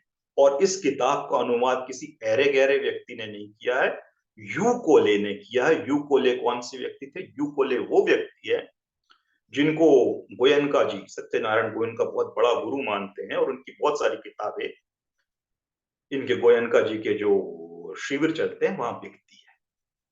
तो उस व्यक्ति ने ये बात कही, कोई ऐरे गहरे ने नहीं कही। तीसरी बात, ललित विस्तार को देख लेते हैं। ललित विस्तार एक प्रख्यात ग्रंथ, उसमें ये लिखा गया है, बुद्ध ने अपनी आंखों से देखा कि व्यक्ति ऊंची जाति या निम्न जाति, अच्छे भाग या बुरे भाग्य, मालिक या गुलाम के रूप में पैदा होते हैं अपने कर्मों, पूर्व जन्मों के कर्मों के आधार पर। यहीं पे बात नहीं रुकती है। शुंडिता छिपाना एक प्रख्यात जापानीज स्कॉलर हैं, बुद्धिस्ट स्कॉलर। इन्होंने ये बात कही है कि कुछ लोग गरीब, विकलांग, निम्न जाति के, यानी आज की भाषा में कहें शेड्यूल कास्ट, आप चमार हो सकते हो, मार हो सकते हो, दुसाध हो सकते हो, कोई निम्न जाति कही जाती है इसमें, या दुखी शोषित रूप में पैदा होते हैं क्योंकि आपने पूर्व जन्म में गलत काम किए थे। तो इतने महान महान बौद्ध विचारकों को हमने पढ़ा, इतने बड़े बड़े ग्रंथों को पढ़ा, तो इसके आधार पर एक निष्कर्ष हम निकालते हैं कि बुद्ध ने, कबीर ने, बाबा साहब ने, फुले दंपत्ति ने, कार्ल मार्क्स ने, मदर टेरेसा ने, और पता नहीं अब्राहम लिंकन, कितने महान महान क्रांतिकारी इस दुनिया में पैदा हुए हैं जिन्होंने गरीबों की सेवा की, गुलामी प्रथा को खत्म किया, कास्ट सिस्टम को खत्म किया, स्त्रियों के हक के लिए लड़े। ये सारे के सारे लोगों को कठोर सजा दी जानी चाहिए, बुद्ध से लेके राजा राम मोहन राय, फुले दंपत्ति, बाबा साहब, कबीर, हर किसी को, क्योंकि इन्होंने उस प्रकृति के बंधे बनाए सिद्धांत के खिलाफ जाके लोगों को न्याय दिलाया। बड़ा गलत किया प्रवर्जनीय सूत्र के अनुसार। बिल्कुल न्याय दिलाने की बात नहीं करना चाहिए। वो तो अपने पूर्व जन्म की सजा भोग रहे थे ना। तुम होते कौन हो किसी के अपराधी की मदद करने वाले? अपराधी की मदद करने वाला खुद अपराधी होता है। ये हमारा कानून कहता है। तो इन परंपरावादियों को मान लिया जाए तो ये घोर अपराधी थे, जिसमें स्वयं गौतम बुद्ध भी एक अपराधी थे इन नालायक बौद्धों के अनुसार। तो ये पुनर्जन्म की एक सच्चाई है इस मान्यता की। पुनर्जन्म को लेके मैं और काफी कुछ कहना चाह रहा हूँ, क्योंकि समय हो गया है, चर्चा के लिए हमको यहीं पे रुक जाना चाहिए। तो अगले हफ्ते पुनर्जन्म के मैं बाकी मुद्दों पर आऊंगा, और फिर उसके अगले यानी लगभग हमारे 2 हफ्तों की और चर्चा या 3 हफ्तों की और चर्चा हो सकती है। मुझे उम्मीद थी कि शायद आज हम पूरी चर्चा एक भाग की कर देंगे, लेकिन वो भी नहीं हो पाया। चलेगा, धीरे धीरे चलेंगे, लेकिन बड़े विस्तार से चलेंगे, ताकि कोई चीज हमसे छूटे नहीं। तो इसी के साथ चूंकि समय हो गया है, मैं अपनी वाणी को विराम दे रहा हूं, और आपकी वाणी को से उम्मीद कर रहा हूं कि मुझे सुनाई देगी, ताकि हम लोग चर्चा कर सके। आप जो भी बोलना चाहे, आपका स्वागत है। सहमति, असहमति, हर चीज के लिए स्वागत है। और अगर शंका कोई हो तो क्या बात है, शंका का निराकरण तो होना बेहद जरूरी है। ये मैं नहीं, ये तो स्वयं बुद्ध कहा करते थे। तो आपका स्वागत है, आइए अपने विचार रखिए।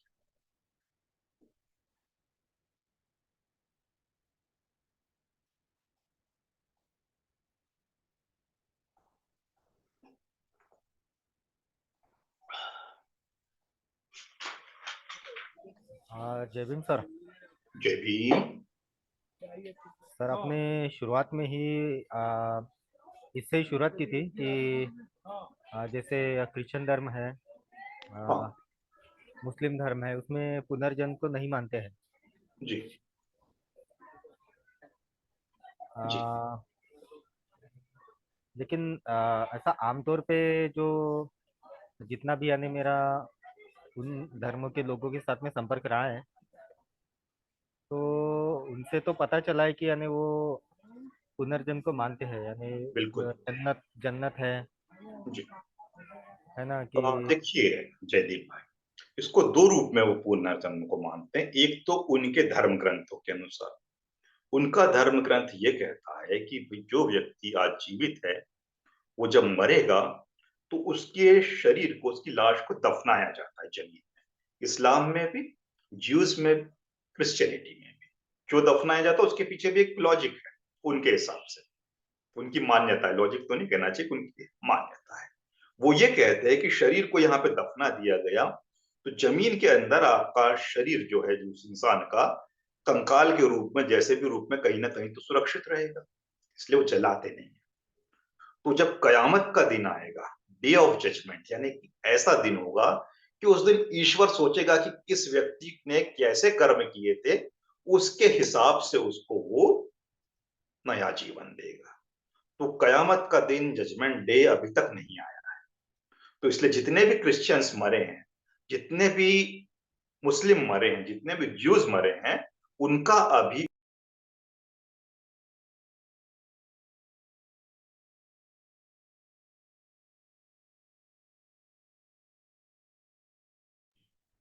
थोड़ा सा कट गया होगा। तो उनके धर्म के अनुसार उनका पुनर्जन्म अभी नहीं हुआ है। जब डे ऑफ जजमेंट आएगा, कयामत का दिन आएगा, तब निश्चय करेगा उनका गॉड कि उनको क्या, किस रूप में जन्म देना है, अच्छे रूप में, बुरे रूप में, उनके कर्मों के हिसाब से उस दिन फैसला होगा।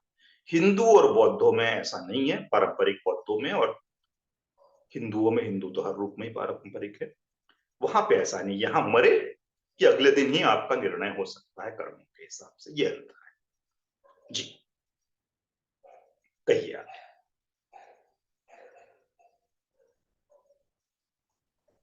जय भीम सर।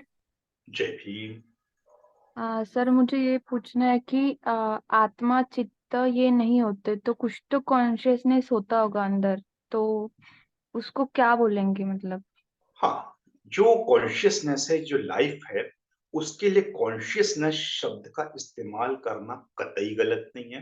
कॉन्शियसनेस या चित्त एक साइंटिफिक टर्मिनोलॉजी है, तो इस टर्मिनोलॉजी को इस्तेमाल करने में कोई परेशानी नहीं। दिक्कत यह है कि उसको स्थायी, शाश्वत, नित्य बता देना। वो नित्य नहीं है, वो शाश्वत नहीं है, उसकी अपनी एक सीमा थी। जब तक एक इंसान जीवित है, एक जीव जीवित है, शरीर में उसकी जान है, वो है। अब जब शरीर ही नष्ट हो गया, तो शरीर की ऊर्जा जो थी वो अपने आप प्रकृति में विलीन हो जाएगी। तो जो उसकी कॉन्शियसनेस थी, जब शरीर ही नहीं बचा तो कॉन्शियसनेस कैसे बची? उसको भी विलीन होना ही पड़ेगा। ये ठीक वैसी ही बात है जैसा पिछली बार हमने कहा था कि अगर एक लाइट जल रहा है हमारे सामने और वो लाइट फ्यूज हो गया, तो उसका जो लाइट था जिससे हमको रोशनी दिख रही थी, वो रोशनी को किसी भी विधि से वो दूसरी उसको हम पकड़ नहीं सकते, उसको देख नहीं सकते, वो विलीन हो जाएगी। जो विलीन हो गया वो विलीन हो गया। उसको ढूंढने से कुछ भी कर ले हम नहीं ढूंढ पाएंगे। वो विलीन हो चुका मतलब मिल चुका है, पूरा विखंडन हो चुका है। तो उत्पन्न होना और विखंडन होना ये प्राणी की विशेषता है। तो जब एक बार उसका विखंडन हो गया शरीर का, उसके बाद उसकी ऊर्जा का धीरे धीरे धीरे विखंडन होने लगा। ऐसा नहीं होता कि कोई शरीर मर गया तो उसके सारे अंग तुरंत काम करना बंद कर देते हैं। उसके अंदर कॉन्शियसनेस काफी लंबे समय तक बची रहती है। एक किसी ने कहा था, बड़ी अच्छी बात उदाहरण दिया था कि, और मैंने डिस्कवरी चैनल में भी देखा है कि जो समुद्री देश होते हैं वहां बड़ी बड़ी मछलियों को जब पकड़ लेते हैं वो, और वो मर जाती है मछलियां, तो उनको एक दिन बाद जब वो काटते हैं उस मछली को, तो उसके शरीर के जो अंग होते हैं वो काम करते रहते हैं। अंग मतलब जो फेफड़े वेफड़े छोटी मोटी चीजें, लंग्स, ये धड़कन इनमें चलती रहती है, जबकि वो पूरी तरह मर चुका है। तो उसमें कॉन्शियसनेस का कुछ रूप बता है, धीरे धीरे करके वो भी खत्म हो जाएगा और वो पूरी तरह डेड हो जाएगा।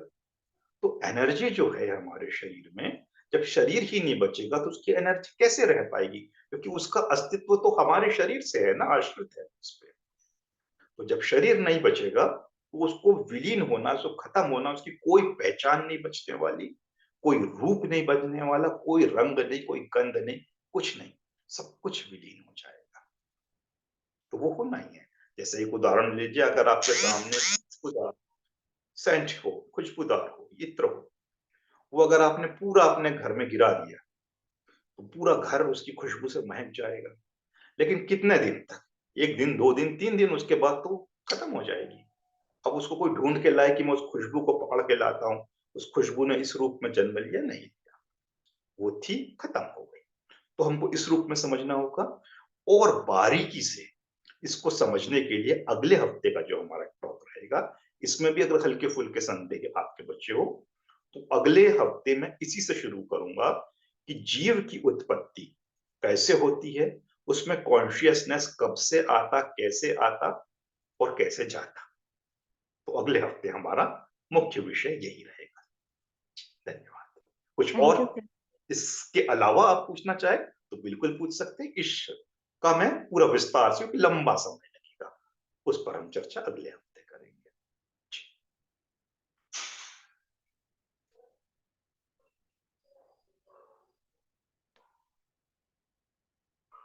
जय भीम सर।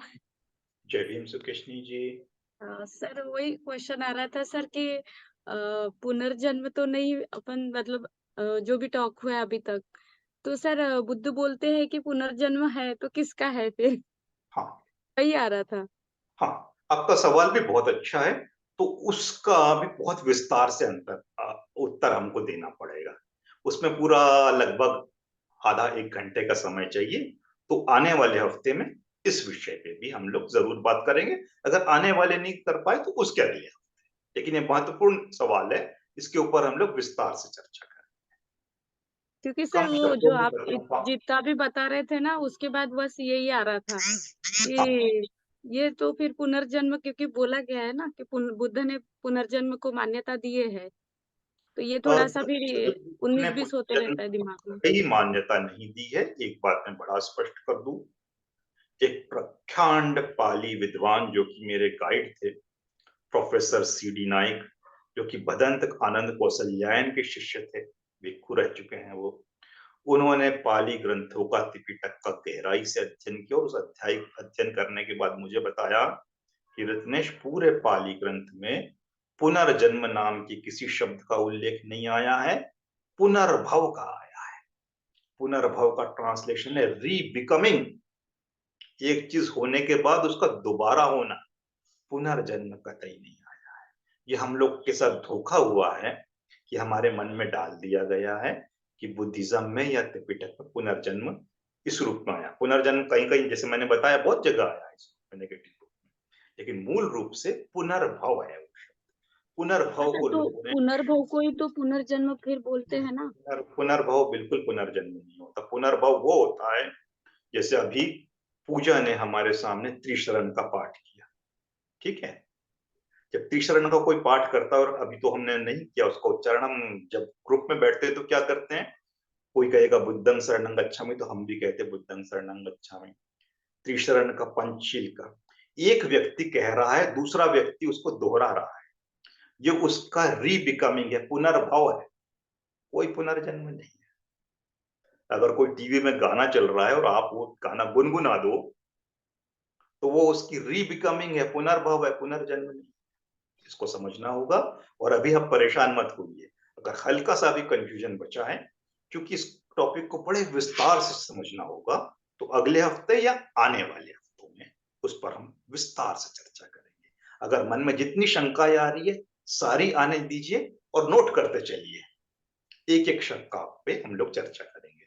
और अगर हम उन शंकाओं को आप ग्रुप में शेयर कर दोगे तो मेरे लिए भी अच्छा होगा, ताकि फोकस रहेगा कि इन चीजों पर ही हमको बात करना है और अच्छा रहेगा। कम समय पे विस्तार से आपको संतुष्ट नहीं कर पाऊंगा, अधूरी शंका के साथ ही आप रह पाएंगे। इस वजह से मैं इस बारे में अभी नहीं बोल रहा हूं, समय का अभाव सिर्फ यही है। जी ठीक है sir, thank you sir. Second question है सर कि आपने बोले, वो मैंने फर्स्ट वाला टॉक नहीं सुनी थी, लेकिन ये क्रिश्चियन मिशनरी में आत्मा, अच्छी आत्मा और बुरी आत्मा बहुत चलता है सर इनका। और बहुत ये बहुत जो है मोमेडियन में भी क्या वो बहुत चलता है कि ये बुरी आत्मा नहीं क्या, और बिल्कुल हिंदू में नर्क और बहुत, ये चलता है। बिल्कुल तो बिल्कुल। इस, स्वर्ग इसका नर्क वो ऐसे कॉन्सेप्ट है कि सारे धर्मों में है, तो वो तो रहेंगे ही रहेंगे, उसका अपना कारण है जो भी है। लेकिन हमको उन धर्मों की चिंता नहीं करना है, हमारा फोकस जो है अभी आत्मा पर है और हमारे धर्म पर है। और हिंदुइज्म पे तो ऑफ कोर्स रखना ही पड़ेगा कि पूरा बुद्धिज्म उससे बर्बाद हुआ है। हिंदू धर्म जिसने नहीं पढ़ा तो वो बुद्धिज्म की एबीसीडी नहीं समझ सकता। तो वो तो चर्चा का विषय हमेशा रहता ही है। तो आप अपने सवाल रख लीजिए, विस्तार से हम लोग चर्चा करेंगे। Thank you sir. जी धन्यवाद। मेरी आवाज आ रही है? हाँ जी योगेश जी, बिल्कुल आ रही है आपकी आवाज। नमोदय सर। जैसे कि हम बोल रहे थे चित्त के बारे में, गोयनका गुरु जी का जो रिट्रीट होता है जी 10 दिन का, उसमें चित्त को लेके एक स्टेटमेंट मैंने वहाँ पे सुना था कि जब वो इंसान मरता है, मरते वक्त उसके चित्त की जो अवस्था रहती है, उस अवस्था के ऊपर उसका अगला जन्म डिपेंड होता है। जी तो चित्त की अवस्था में वो 3 फंडामेंटल, लोभ, द्वेष और अज्ञान, ऐसे कुछ तो था। बिल्कुल बिल्कुल इसको लेके तो मैं अभी जस्ट रिलेट कर पा रहा हूँ।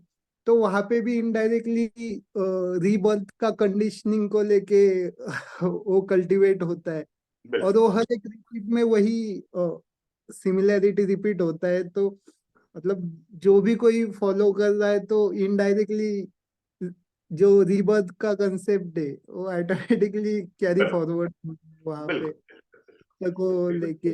चूंकि म्यांमार बर्मा के बुद्धिज्म पर आधारित है, और बर्मा में इतनी कट्टर मान्यता है पुनर्जन्म को लेके कि अगर वहां पे कोई बौद्ध, बाकी को तो छोड़िए, कोई बौद्ध अगर विरोध कर दे तो उसको जेल में तक के डाल दिया जाता है। ऐसा हुआ है। ये बात मैं इसलिए कह रहा हूं कि एक मुझे यूके की प्रोफेसर मिली थी थाईलैंड में, केट क्रॉसबी उनका नाम है। वो एक किंग्स कॉलेज लंदन में बुद्धिज्म पढ़ा रही है। उन्होंने एक बड़ा अच्छा रिसर्च पेपर लिखा था इसी बात पे कि तिब्बत के एक बौद्ध भिक्षु ने इस चीज का विरोध किया कि पुनर्जन्म का जो सिद्धांत है ये बुद्ध का सिद्धांत नहीं है। जैसे ही उसने एक आर्टिकल अपना लिखा, उसको अरेस्ट करवा दिया गया। इतनी कट्टरता है पुनर्जन्म को लेके, उसके खिलाफ वो एक शब्द नहीं सुन सकती। ये कैसा बुद्धिज्म? अजीब सी बात है, लेकिन ये सच्चाई है। और गोयनका जी का जो ट्रेडिशन है, जो परंपरा, जो संस्कृति है, वहीं से निकल के आई है। इसलिए पूर्व जन्म पुनर्जन्म को लेके बड़ी कट्टरता है गोयनका जी में भी, और पूरी उनकी विपश्यना में। वो तो पूरे बुद्ध का इतिहास बताते हैं, इस जाति में पैदा हुए थे, ऐसा पैदा हुए, वैसा पैदा हुए। चलता है उनका, क्या कर सकते। तो वो क्या सोच रहे हैं, क्या नहीं सोच रहे, ये तो हम कुछ नहीं कर सकते। हमारी सोच हमारे अपने हाथ में है, इसको कितना हम वैज्ञानिक बना सके। तो मैं यही एक चीज कहूंगा कि जो जिसकी मान्यता है परंपरावादियों की, वो मान्यता को वहां रहने दीजिए। आप अपने विवेक का इस्तेमाल कीजिए कि क्या आपको वाकई लगता है कि कोई आत्मा या चित्त मृत्यु के बाद भी लेती होगी जन्म। और अगर वो लेती है तो फिर जाहिर सी बात है, वो दलित के रूप में, अछूत के रूप में, महिला के रूप में, ट्रांसजेंडर के रूप में, विकलांग के रूप में जन्म लेगी इनके अनुसार, क्योंकि आपने कभी कुछ गलत काम किया है। और इनके परंपरावाद और पाखंड को अगर आप मानते हैं, तो आप ब्राह्मण के रूप में, स्वस्थ पुरुष के रूप में, खुशहाल परिवार में जन्म लेंगे। ये सारा इनका लिखा हुआ है, इसमें हम क्या कर सकते हैं। तो पूर्व जन्म पुनर्जन्म को अगर आप मानते हैं, तो ये पूरे पाखंड और प्रपंच को मानना ही पड़ेगा, इससे बच नहीं सकते। कोई ये कह दे कि मैं पुनर्जन्म भी मान लूंगा और इन पाखंड को भी नहीं मानूंगा, नहीं चलेगा भाई। पाखंड को तो मानना ही पड़ेगा, विषमता को मानना ही पड़ेगा, अंधविश्वास को मानना ही पड़ेगा, और अपना जीवन जो है आजीवन इन पंडे पुरोहितों के लिए कुर्बान करना ही पड़ेगा। उससे नहीं बच सकते आप। इसलिए बुद्ध के अनात्मवाद में बहुत बड़ी क्रांति थी। लोग इस पछड़े में न पड़े, स्वतंत्र हो जाए, ये बुद्ध की पूरी कोशिश थी, और बुद्ध सफल हो गए थे। लंबे समय तक, सदियों तक सफल रहे। क्या करे बाद में, वहां पे भी पुनर्जन्म डाल दिया गया, तो बर्बाद हो गया ये बुद्धिज्म। उसके बाद वो जो विद्रोह और क्रांति थी वो खत्म हो गई। तो अगर इस देश से बुद्धिज्म नष्ट भी नहीं होता, मान लो, तो भी इस देश में सामाजिक क्रांति नष्ट हो चुकी थी। भाई वो ब्राह्मण की जगह भिक्षु हमको बेवकूफ बनाता। वो कहता कि तुम अछूत हो, जैसा ब्राह्मण कहा करता था। तो क्या फर्क पड़ रहा था हमारे लिए? कोई फर्क। वो कहता कि तुम महिला हो, तुम विहार में नहीं जा सकती, ये नहीं कर सकती, वैसे नहीं कर सकती, तुमको लात जूता मारे, तुम्हारा पति, तुम विद्रोह नहीं कर सकती हो, तुम्हारा पूर्व जन्म का परिणाम है। तो ब्राह्मण कहे या भिक्षु कहे, वो मंदिर में हमको लात मारा जाए या विहार में लात मारी जाए, बात तो वही है। तो बुद्धिज्म के अंदर ये जो गिरावट और ये जो मिलावट आई थी, इसको साफ करना हमारी बहुत बड़ी जिम्मेदारी। अगर हम बुद्धिज्म के नाम पे हर पाखंड, हर मिलावट को स्वीकार करते रहे, तो हिंदुइज्म और बुद्धिज्म में कोई अंतर नहीं बचने वाला। और फिर यहाँ पे भी वही शोषणकारी और अन्यायकारी व्यवस्था लागू होने में एक सेकंड नहीं लगेगा, सब कुछ लागू हो जाएगा। तो हमको बचना चाहिए। लामा की कहानी हमें बिल्कुल याद रखनी चाहिए, क्या हुआ था वहां। और उस लामा में कहानी में अगर कोई उस लामा का समर्थन में कहना चाहता हो, तो वो भी अपने विचार रख सकता है। मेरा विवेक और सामान्य हर इंसान का विवेक उस लामा को और उस लड़की की माँ को बेहद गलत बताएगा। बेहद, एक को बेहद भोली और अज्ञानी, और एक को घोर पाखंडी और व्याभिचारी बताएगा। लेकिन हमारे बौद्ध धर्मों के कुछ पंथों में उस लामा का पक्ष लिया के लिखा गया है। ये जानकारी मैं आपको दे दूं। तो इतना स्तर गिरा हुआ है कुछ बौद्ध पंथों का, यह हमको समझना होगा। आप भी उनमें हैं क्या गिरे हुए, या आप प्रगतिशील है, या आप निर्णय कीजिए। ये मत कहिए कि दोनों तरफ हूं मैं, दोनों तरफ कुछ नहीं होता है। सही गलत चुनने की बात आई तो एक तरफ तो होना ही पड़ेगा ना। जी योगेश। सर हमें और एक बेवकूफ बनाया जाता है कि आपने पूर्व पहले जन्म में ना बहुत अच्छे कर्म किए होंगे, इसलिए आपको धम्म सुनने को मिल रहा है। आपके पुण्य कर्म है जो आपको धम्म सुनने को मिल रहा है। ऐसे भी बेवकूफ बनाते हैं सर। हम सब कुछ बनाएंगे वो। ऐसे तो मतलब बहुत दोनों साइड से है वो। दोनों साइड अगर दोनों आपके कर्म अच्छे नहीं रहे ना, तो हाँ आप तो गए पूरे, मतलब कहाँ जाओगे मालूम नहीं। और आपने अच्छा किए थे इसलिए आपको धम्म मिला है, ऐसे बोल के अपने को दोनों साइड लेकिन से। इसमें एक रेस्ट्रिक्शन है सुकेशनी, क्योंकि आप महिला है तो आप बुद्ध नहीं बन सकती, हाँ है ना। पहली हाँ, ये तो रेस्ट्रिक्शन बहुत ही लगा बड़ा दी ये है, है। आपके कर्म कुछ ना कुछ गड़बड़ रहे होंगे पिछले, ये तो तभी बहुत ही बड़ा तभी ये है। महिला के में जन्म हुआ आपका। और प्रवर्जनीय सूत्र तो ये कहता है कि चूंकि आप महिला है तो आपको धम्म का अभ्यास ही नहीं कर सकती, नागार्जुन कह रहे हैं। महिला तो तो आप वैसे भी पहले से पापी सही है पूछा सबकी आपने। नजर में ऐसे। तो इस तरह के विचार हैं भाई, इन लोगों की क्या करें, बड़ी गलत बात है। इसका जय भीम खिलाफ सर। और विद्रोह होना बहुत जरूरी। जी कोई कह रहा था, मुझे आवाज आई। जी, अगर आपकी बात कंप्लीट हाँ, होने को होगी तो सर जी प्लीज आप बिल्कुल। बात कीजिए, मैं बाद में पूछता हूँ। नहीं नहीं, कहिए कहिए, आप शायद है ना, हो ही गई। सर, मेरा मतलब जो सवाल था वो भव चक्र जो है, हाँ तो इसके रिगार्डिंग आपको पूछना था कि सर ये जो भव चक्र का कंसेप्ट है कहाँ से आया, और मैं चाहता हूँ कि आप नेक्स्ट लेक्चर में इसके बारे में भी थोड़ा सा बताइए। मैं हल्का सा इस पे चर्चा करने की कोशिश करूंगा, लेकिन ये मेरी विशेषज्ञता नहीं है। ओके। जितना मेरी समझ है, भव चक्र का जो कॉन्सेप्ट है तिब्बत में ही सबसे पहले आया है, वहीं से अलग अलग सेक्ट में गया है। ये कोई मूल रूप से कोई बुद्ध का बनाया हुआ तो था नहीं, ये सिद्धांत बाद में ही जुड़ा हुआ है। तो इसको बारीकी से देख लेंगे इस पे चर्चा करने के लिए, लेकिन ये बाद में जुड़ा हुई चीज है, ये तो स्पष्ट है। वरना ये थेरवाद में भी होता नहीं है ये वहां पे। सर वो भव चक्र में तो पुनर्भव का निर्माण बताया गया है। हाँ, वो पुनर्भव को हम अच्छे तरह देखें, ठीक है। पुनर्भव को तो बहुत अच्छी तरह देखें, और पुनर्भव बहुत साइंटिफिक सिद्धांत है, उसको पुनर्जन्म से कभी मिक्स करके नहीं देखना चाहिए। हम अगले हफ्ते में बारीकी से चर्चा करेंगे। एक लाइन में बोलने से ना गड़बड़ हो जाती है, आप समझ नहीं पाएंगे। अरे यार, एक तरफ आप कह रहे रिबर्थ नहीं होता, दूसरी तरफ कह रहे रिबिकमिंग होता है, वही तो बात है। जैसे कि आत्मा की जगह आपने चित्त को ले आया, वैसे पुनर्जन्म की जगह पुनर्भव ले आए। ऐसा नहीं, जमीन आसमान का अंतर है दोनों। यहाँ पे कोई नित्यता नहीं है, कोई पहचान नहीं है, कोई अहम नहीं है जिसका दोबारा जन्म होगा। जी, एकदम अलग चीज है, विस्तार से चर्चा करेंगे इस पे। जी सर जी। बुद्ध के एक वचन मुझे याद आए इसको जी लेके, कि जन्म से कोई ब्राह्मण नहीं होता या शूद्र होता है कर्म से। तो ये सिद्धांत उनका, मतलब ये शिक्षा पुनर्जन्म को ही खारिज कर देती है, मतलब। बहुत बढ़िया उदाहरण दिया योगेश भाई आपने, मान गया, ये होती है बात। बहुत बढ़िया, बहुत बढ़िया।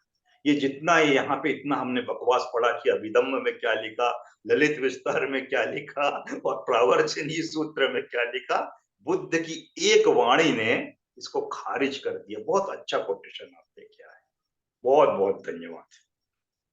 बहुत बड़ी बात मुझे वो कोटेशन याद आया। है। न जच्चा होती ब्राह्मणो ना जच्चा होती वसलो, कमन्नाच ब्राह्मणो होती कमन्नाच होती वसलो। बिल्कुल, ये बोध गया में ही कहा था उन्होंने। बहुत हाँ, महत्वपूर्ण बात और उसको लेके बाबा साहब ने भी एक अच्छा कोट दिया था कि आप ही आपके जीवन के शिल्पकार हो। है। बिल्कुल। तो मतलब लाइफ ही बर्थ है, दूसरा कुछ है नहीं। इस बात में योगेश मैं सिर्फ एक ही चीज कहना चाहूंगा कि इतना अच्छा कोटेशन आपने पकड़ के लाया। अब वही देख लीजिए कि धम्म वही है। एक जगह इतनी क्रांतिकारी बात कह रहे हैं बुद्ध, और दूसरी जगह बुद्ध के नाम पर दूसरे भिक्षु कैसी कैसी नहीं प्रतिक्रांति की बात कर रहे हैं। कितना अंतर है। तो ये प्रतिक्रांति की चीज, ये जो मिलावट है, इसको साफ करना, इसको छानना, और इस कचरे को फेंकना, और जो सही है, तार्किक है, मानव कल्याण के लिए, उसको सहेज के उसको नए रूप में सामने लाना, यही हमारी जिम्मेदारी है। और मुझे पूरी उम्मीद है कि हम मिलके कर लेंगे। मैं एक बात जरूर कहना चाहूंगा, जो मैंने राइटिंग वर्कशॉप की बात की थी, कई मित्रों के फोन और चर्चा होने लगी, और मुझे बहुत खुशी है कि बड़ी गंभीरता से आप लोग इसको ले रहे हैं, लोगों ने इस पे काम करना शुरू कर दिया, पढ़ना शुरू कर दिया, अपनी शंकाएं पूछना शुरू कर दिया। और मुझे पूरी उम्मीद है कि अगर इस तरह से हम लोगों ने मिलकर काम किया तो हम संपूर्ण त्रिपिटक का एक रिफाइंड वर्जन ले आएंगे, एक मॉडर्नाइज्ड वर्जन ले आएंगे और एक बड़ा प्यारा और सुंदर आधुनिक जो पढ़ने में मजा आ जाए इस रूप में संस्करण हम ला पाएंगे। एक बात ये भी कह दूं कि सम्यक प्रकाशन से मेरी किताब बहुत ही जल्दी प्रकाशित होने वाली है। उन्होंने धम्मचक्र प्रवर्तन जो मेरी किताब थी उसका पूरा प्रूफ मेरे पास दे दिया है। मुझे एक बार उस प्रूफ को चेक करना है क्योंकि उनके प्रूफ रीडर तो बहुत अच्छी तरह चेक कर चुका है। कुछ गड़बड़ लेखक को सब ज्यादा समझ होती है उसकी, इसलिए वो भेजते हैं। तो वो एक बार मैं देख लेता हूँ, उसको बाई पोस्ट वहां भिजवा दूंगा। तो आने वाले दिनों में वो किताब आ जाएगी। तो एक तरह से हमारे नवज्ञानी टेक्स्ट की जिस तरह से हम रिफाइन की बात कर रहे हैं उसका एक पहला तो अभी ही आ रहा है और बाकी बहुत अच्छा रहेगा कि हम लोग मिलके और भी करते रहे। योगेश भाई ने एक जिम्मेदारी ले ही ली है और भी लोग अपनी अपनी जिम्मेदारी लेते जाएंगे। तो टीम बना के हम लोग बड़ी आसानी से, क्योंकि 3 अलमारी भर है त्रिपिटक, उसमें से कुछ ग्रंथ हमारे लिए बिल्कुल ही इस लायक भी नहीं होंगे कि हम उनको छुए और कईयों में से बड़ा अच्छा अच्छा मटेरियल निकल जाएगा। तो वो अगर हम मिलके कर ले बड़ी आसानी से 2-3 साल में पूरा रिफाइंड वर्जन एक नवयानी त्रिपिटक हम तैयार कर सकते हैं। ऐसी हमें कोशिश करनी चाहिए और जरूर सफल होंगे। मुझे आप लोगों से बहुत उम्मीद है।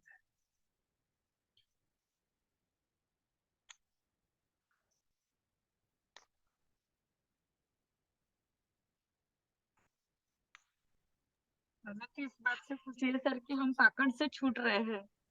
जी हमें तो इस बात से खुशी है बोली कि हम पाखंड से छूट रहे हैं। तो बिल्कुल बिल्कुल इसमें कोशिश करती रहने, लगातार करना पड़ेगा।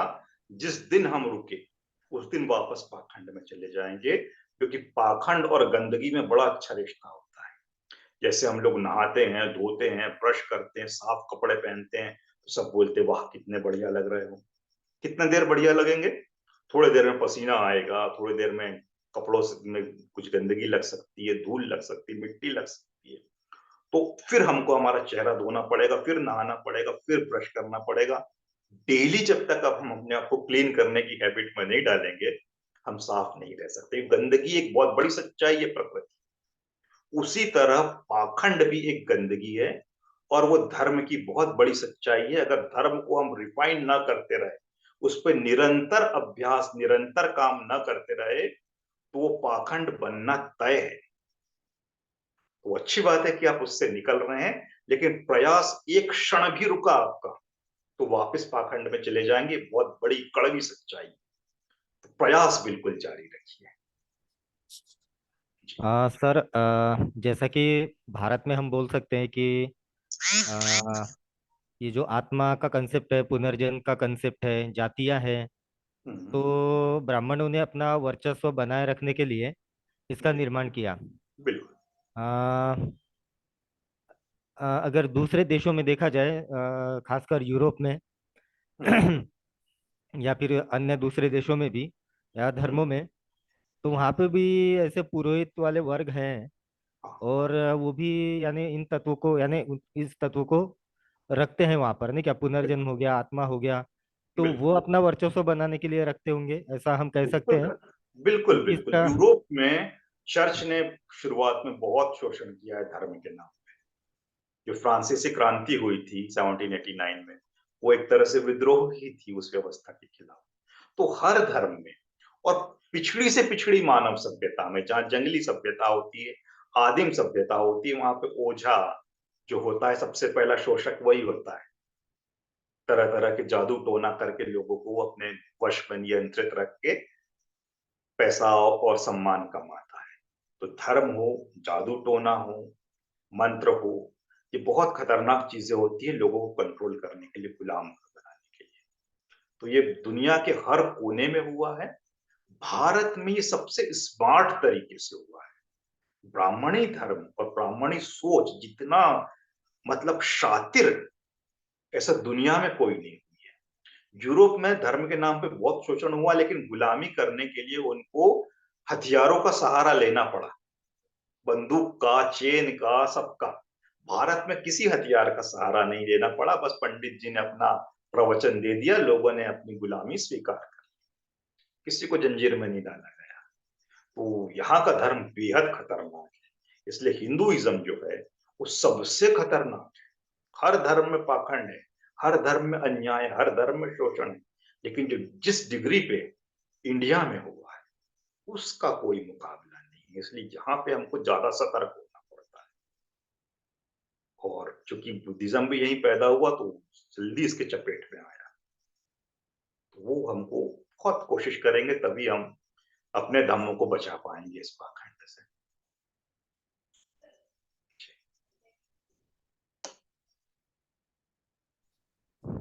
जी, थैंक तो यू सर रत्नम ये सर। यूरोप में सर ये आत्मा कहाँ से आई सर? क्योंकि ठीक है, अपने इंडिया में तो हिंदू लोगों ने ला ली आत्मा, लेकिन फिर ये क्रिश्चियन ये जो मिशनरी में आत्मा का आत्मा कहाँ से कॉन्सेप्ट आई? है ना सुकेश, ये बड़ा स्वाभाविक कॉन्सेप्ट है, ये अस्वाभाविक नहीं है।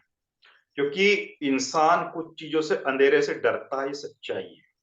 जब कोई मर जाता है तो उसकी याद उसको सताती है, सच्चाई है, व्यवहारिक सच्चाई, मनोवैज्ञानिक सच्चाई है। तो वो जो याद होती है, वो जो डर होता है, वो बहुत सारी कल्पनाओं को जन्म देता है।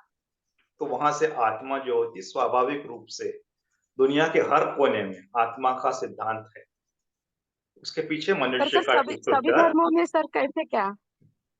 सभी धर्मों में है। तो हर वो धर्म कैसे क्या आ गई एक समान, मतलब आत्मा का ही डर है नहीं, सभी क्योंकि धर्मों में, हर तो वो धर्मों एक में समान कैसे देखिए, क्या आ हर गई? धर्म में बहुत सारी समानता है। पहली चीज, ईश्वर, ऐसा कोई धर्म नहीं है जहां ईश्वर नहीं हो। दूसरा, आत्मा, ऐसा कोई धर्म नहीं जहां आत्मा नहीं। अब ये ईश्वर और आत्मा, इनके नियंत्रण के लिए तीसरी जरूरी तत्व होता है, वो होता है पुरोहित। और पुरोहित के लिए कुछ मंत्र तंत्र टोने टाटके जादू जो भी रिचुअल्स होते हैं उसकी। तो इन चार चीजों के बिना कोई धर्म नहीं बनता है दुनिया में। और ये चार चीजें हर जगह इंसान को बेवकूफ बनाने के लिए आ जाती है स्वाभाविक रूप से। तो ये पूरी दुनिया में रहा है। भारत के पुरोहित ज्यादा शातिर है इन सबसे, बस इतना अंतर है। हर जगह धर्म ने शोषण ही किया है। सिर्फ बुद्ध को छोड़ के, बुद्ध ने धर्म नहीं बनाया था, धम्म बनाया। और जैसे वो धर्म के रूप में परिवर्तित होता गया, बड़ी अच्छी बात थी, इसमें कोई बुराई भी नहीं। लेकिन दुख यह हुआ कि धर्म के साथ साथ उसमें बाकी धर्मों की जो सारी बुराइयां थी वो भी आती गई। बुद्ध अनिश्वरवादी थे तो लोगों ने कहा कि ठीक है हम अनिश्वरवादी, लेकिन बुद्ध जो है वो हमारे ईश्वर तुल्य ही। सारे उनमें वो गुण डाल दिए जो एक देवता में होते हैं, ईश्वर में होते हैं। तो क्या मतलब रह गया? बुद्ध तो इंसान थे, उनको लोगों ने ईश्वर बना दिया। यहाँ पे पुरोहित तबका धम्म में कोई नहीं था, तो भिक्षु जो थे वो सारे पुरोहित बन गए। कर्मकांड की कोई जगह नहीं थी, वो कर्मकांड ले आए। तो वो सारे अवगुण जो धर्म में होते हैं अलग अलग धर्मों में, वो सारी बुराइयां बुद्धिज्म में आ गई। अब उन सारी बुराइयों से हमको लड़ना है, किसी एक बुराई से नहीं। तो बड़ा कठिन है हमारी यात्रा, बहुत कठिन है, लेकिन हम जीतेंगे, कितना विश्वास है। क्योंकि बाबा साहब ने उन सारी बुराइयों को एक तरफ रखते हुए बुद्धिज्म की वो विशेषता देखी थी, जो उनको पता था कि भाई मेरे बच्चे आने वाले दिनों में उन अच्छाइयों को खोज निकालेंगे और पूरे धर्म को, पूरे धम्म में उसको ला के सही रूप में प्रचारित कर देंगे। उनको बड़ा विश्वास था और हमको उनके विश्वास पे खरे उतरना है, पाखंडी नहीं बनना है। बहुत बड़ी जिम्मेदारी, और हम सफल हो जाएंगे, बिल्कुल होंगे। जब बाबा साहब को विश्वास था तो हमको भी है, और जरूर होंगे, इसमें कोई शक नहीं। क्योंकि हमारे पास ना रुपया है, ना दौलत है, ना कोई कुछ, लेकिन हमारे पास प्रज्ञा है। बुद्ध की दी हुई, बाबा साहब की दी हुई, और प्रज्ञा कोई किसी को देता नहीं, उसको विकसित करना पड़ता। उन्होंने हमको विकसित करने का तरीका बताया। तो कल्टीवेशन ऑफ माइंड जो बाबा साहब ने कहा था, should be ultimate aim of human existence. मानव के होने का एक सबसे महत्वपूर्ण कार्य जो होता है, वो अपने मन को उपजाऊ बनाना, उसको प्रोडक्टिव बनाना, उसको क्रिएटिव बनाना होना चाहिए, रचनात्मक बनाना होना चाहिए। और वो अगर हम नहीं कर पाएंगे तो हम गुलामी की ओर जाते हैं। तो इसलिए सारी चीजें अपनी प्रोफेशनल एक अच्छी बात है, वो सब चलता रहे, लेकिन माइंड के विकास में कोई समझौता नहीं करना चाहिए। और अगर मन के विकास में समझौता नहीं किया तो हम कभी भी पाखंड और गुलामी में नहीं फंसेंगे। वो बाबा साहब की बात हमेशा याद रखना चाहिए और हमारा काम करते रहना चाहिए। हम जीतते जाएंगे। अगर हमने एक ग्रंथ लिख दिया या आज का जो टॉक था, चैलेंज करते हैं हम किसी को, किसको खारिज कर दें कि हमने गलत कहा है। वो कहेंगे कि हम खारिज करते हो कि हमारी ये मान्यता नहीं है। तो भाड़ में जाए तुम्हारी मान्यता, हमको तुम्हारी मान्यता से क्या लेना देना। हमने जो तर्क रखे हैं इसको क्या खारिज कर सकते हो आप? इन तथ्यों को खारिज कर सकते हो? हमारा सिर्फ ये कहना है, आपकी क्या मानसिकता है हमको कोई लेना देना नहीं, आपकी क्या मान्यता है हमको कोई मतलब नहीं। हमने जो बात कही है, क्या इन बात को आप काट सकते हो किसी तर्क के आधार पर, किसी तथ्य के आधार पर? सिर्फ इतनी सी बात है। ये हमको विश्वास होना चाहिए। आगे और भी तथ्य लाएंगे और भी तर्क लाएंगे तो जड़ से आत्मा का सिद्धांत और पुनर्जन्म का सिद्धांत खारिज हो जाएगा, ये मुझे पूरा विश्वास है। 2 हफ्ते और इंतजार कर लीजिए, रही सही कसर पूरी हो जाएगी और हम लोग एक आधुनिक विवेकनिष्ठ धम्म को वापस पुनर्जीवित कर पाएंगे और अपना पाएंगे, ऐसी हमको उम्मीद है जी। थैंक यू रत्नेश भाई। जी समय समय हो चुका है, 15 मिनट्स हम लोग आगे हैं। तो और भी कोई सवाल होंगे तो ग्रुप में पोस्ट कर सकते हैं और उन सवालों के जवाब जो है रत्नेश जी अगले क्लास में देंगे। तो जी थैंक यू आप सभी का। सबसे पहले तो मैं रत्नेश जी का बहुत बहुत धन्यवाद देना चाहूँगा कि हमेशा की तरह उन्होंने बहुत ही महत्वपूर्ण ऐसा मार्गदर्शन हमको किया है और हमारे जो सभी जो सवाल थे उनका भी काफ़ी अच्छी तरीके से उन्होंने